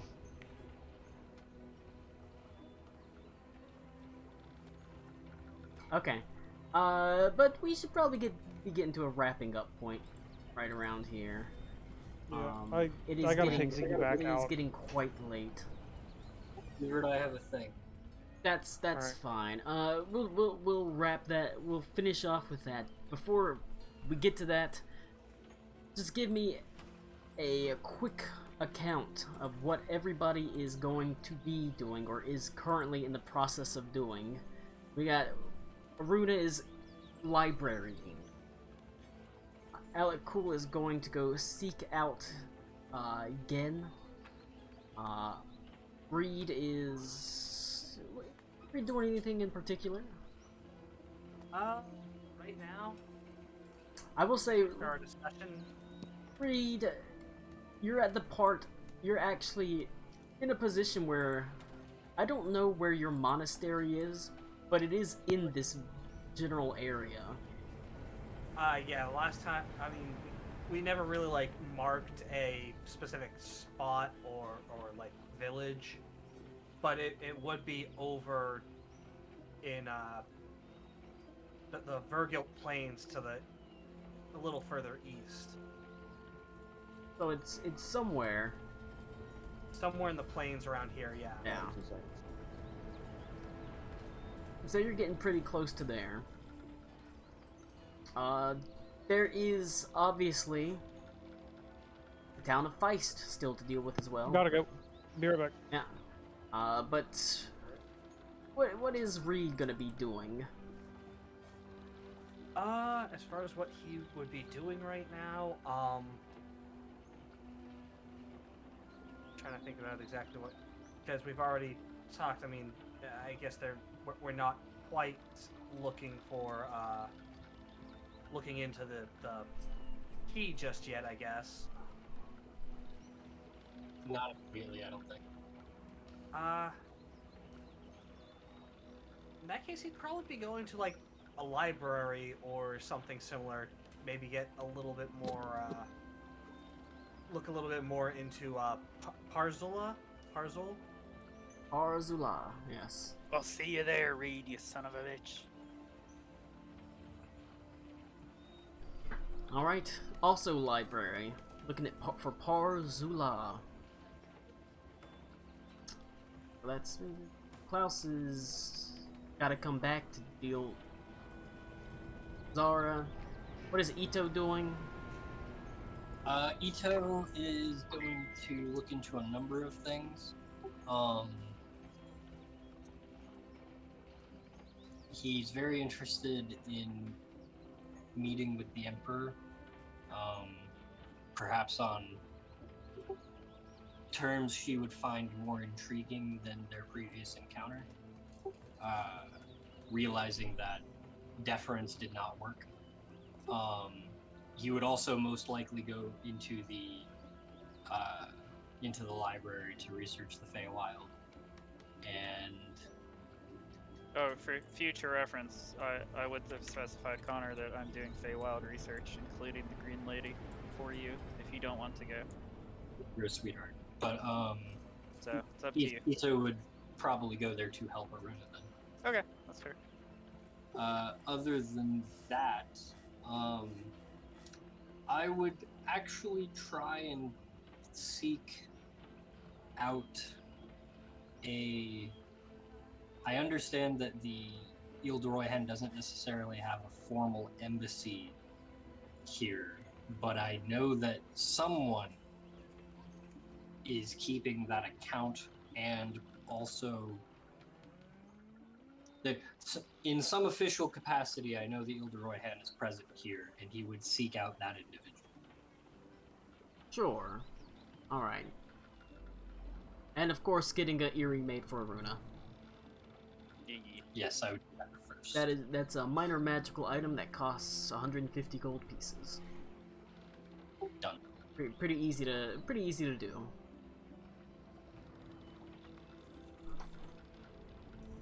Alright. It's done. So, Klaus, Zara. The air is filled with stench of body heat and sweat. Excellent. You've exhausted yourself, and merely the bed is merely a mass of flesh. Most of them quite tired.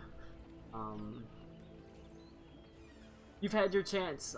You've had a little bit of talking with Vera, but that can the more in-depth conversation, now that you've introduced yourself, can go on later. You and Zara have an opportunity to speak basically alone. Well, actually, Klaus, roll a history check with advantage.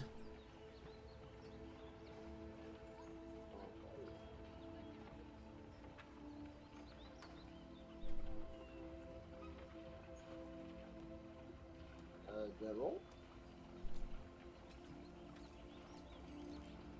Did that pop up for you? I heard the sound. I did not see anything come up. Hmm. This is weird. Can I right click it? I don't even see you in the game anymore. Huh. Just tell me what Maybe I you gotta rolled. reload the page. Just tell me what you rolled. Well, that's the thing, is it doesn't tell me what I rolled. Oh. It's not even popping up at all.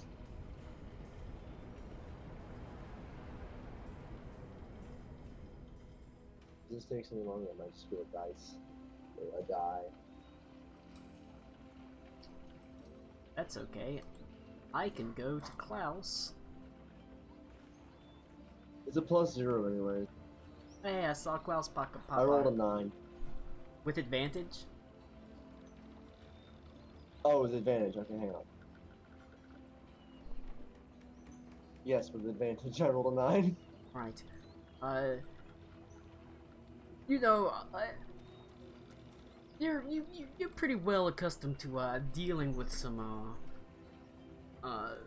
ladies of the night, and you can usually tell when they're trying to pay attention and when they're trying to not. And most of these men and women appear to actually be basically asleep, or at least resting and not paying particular attention to you.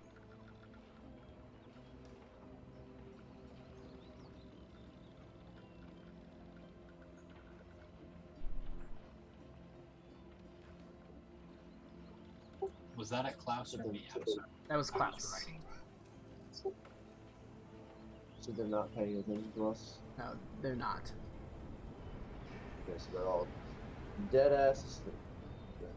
I'm gonna turn to my friend Zara here.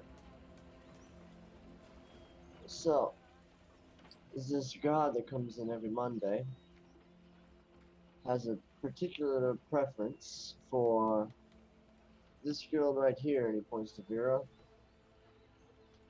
I was thinking maybe we could do a switch. You can disguise yourself, maybe annoy him. That is if you're willing to participate. I mean, you come this far.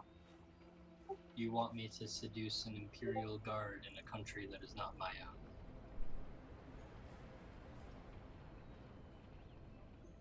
Well, Could be fun. But we have things to discuss. Being here has made me very nervous, and I need confirmation of a certain set of skills that I believe you may possess that I don't. Or at least that I have a use for. and what town would that be? I've quite a few. I understand that you have connections to the... Fuck you, Tommy! I understand that you have connections to the darker career paths in this world, and unfortunately I have needs in that realm that need fulfilling.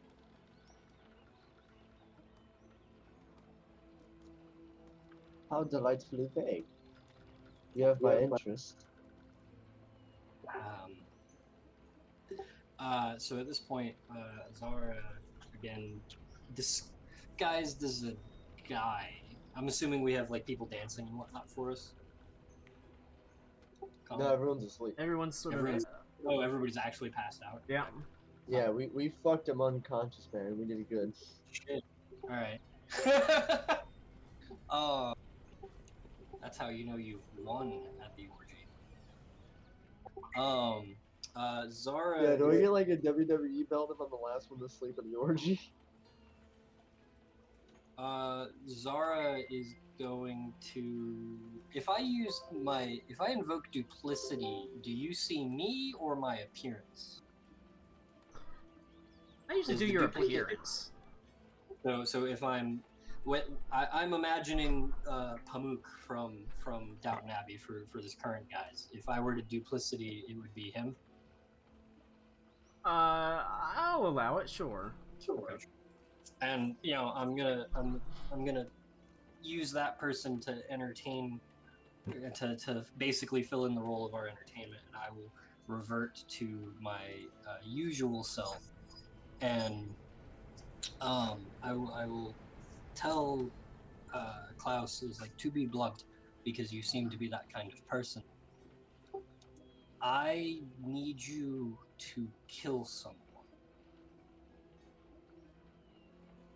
Go away, Cat. Ooh, now we're talking. Who would I be killing?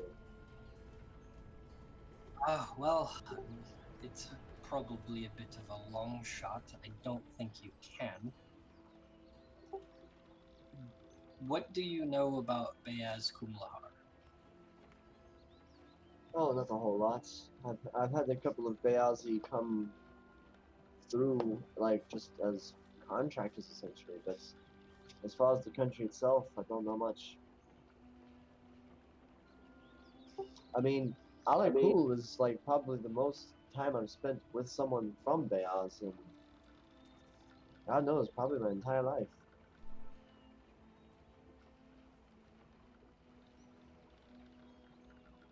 I'm dancing between character sheets.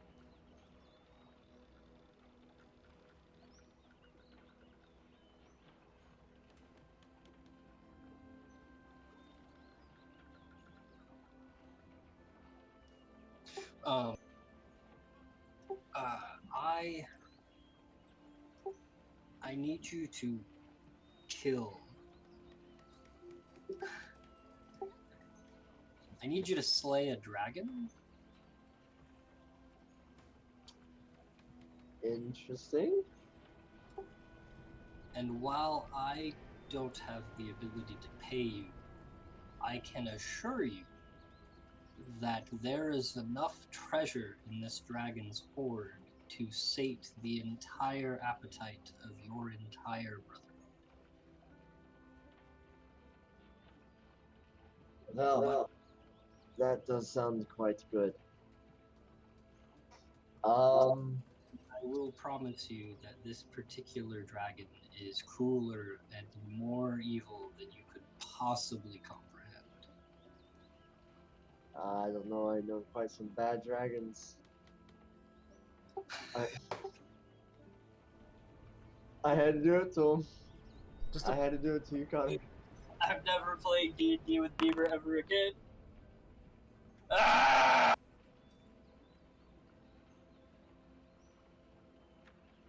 Oh man. Okay. That was good. No. That was. Oh. Okay. Well. Are you I'm sure you're aware. Are you familiar with Ursula the Blue Dragon? Well, I've read about her in Alan Cool's book about dragons, but that's where my knowledge about her ends. Well, let me promise you that I am much more intimate in my dealings with her. And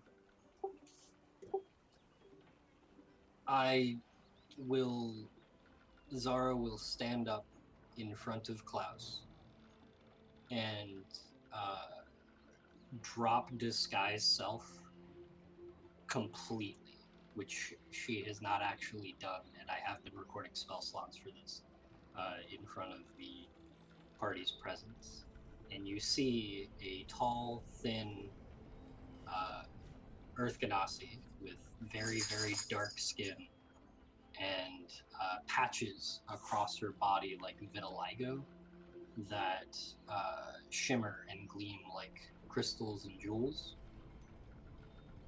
and veins of gold interspersed throughout, like mineral veins. And she would drop her clothing to become fully nude, and on her inner thigh, close to her parts, is a brand, a scarification, like someone dug into her thigh with a claw or knife and then filled it with molten gold of a slitted pupil.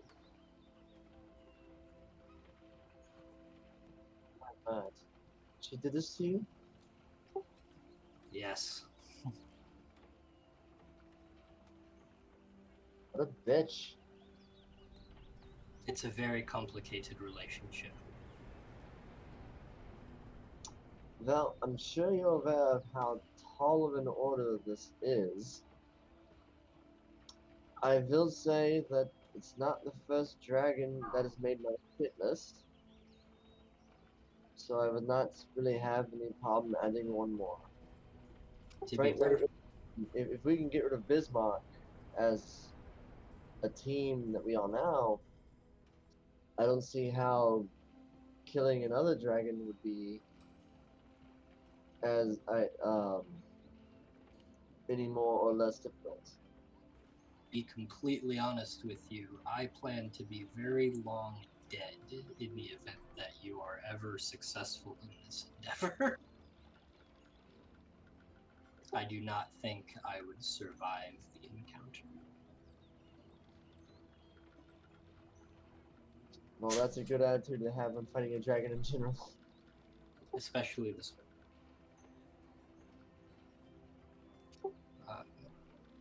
She keeps a guise of an older man, a religious zealot, and the leader of the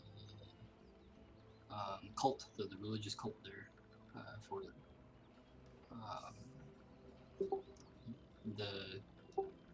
Are they monks in the sewers, Colin? Yes, there are monks They're in the monks. sewer. Yeah. And they're opposing her, right? Or are they in support of? I forgot. I've forgotten the finery of that detail. Well, Or are they just there? they are more just there. But I would tell Klaus about the monks that control the sewers there. And I'll show him the gloom drops and say they make these. They might be a good. Does the monk sound familiar to me? Are these the Moonstone Needles? The monks themselves, like some stuff is. You did the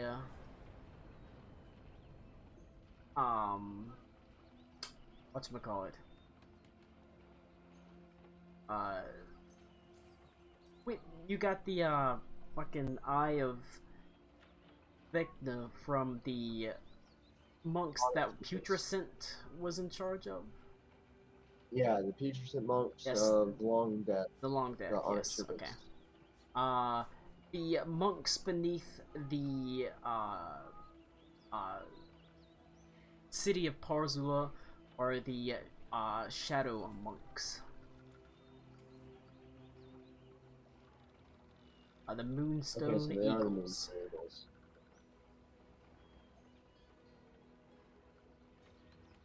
Someone is at least a little familiar with them. My grandfather was once among them. Not quite sure how my family name would fall on their ears these days, but who knows? Maybe do they have any? Do they bear any ill will against the dragon? Do we have allies down there? I would say that all people under a dragon's control, whether they like the presence of the dragon or not, harbor some form of ill will. At least that has been my personal relationship.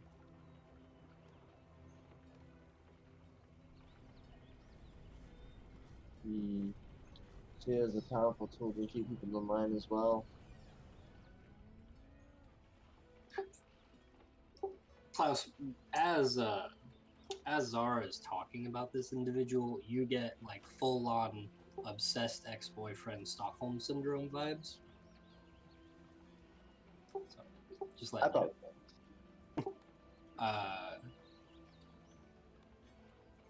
But yeah, so I don't plan to be alive when you're able to collect your bounty, but know that it is there for your taking. If you have the need to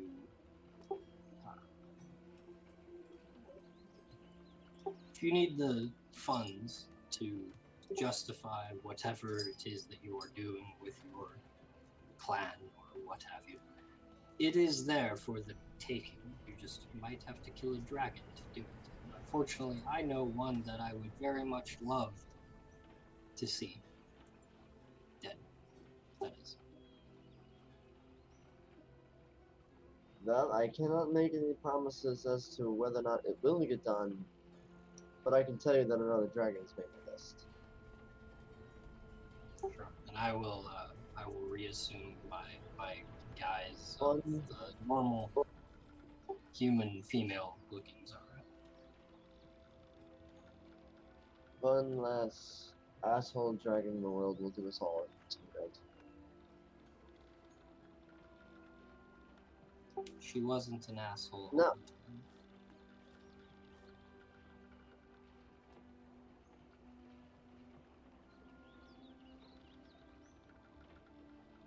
And that is it for Zara. Well, that's how those things usually end up. Indeed it is. Love scrolls are always big money. Imagine how a dragon would react if its prized jewel just got up and walked out of its hoard. But I think that's a good place to end it. There's still there's a lot to do in the via Weisenburg. A lot of threads to pull at. We'll pick up next week. Continue trying to untangle great mess, this convergence of plot points. Before setting on your way.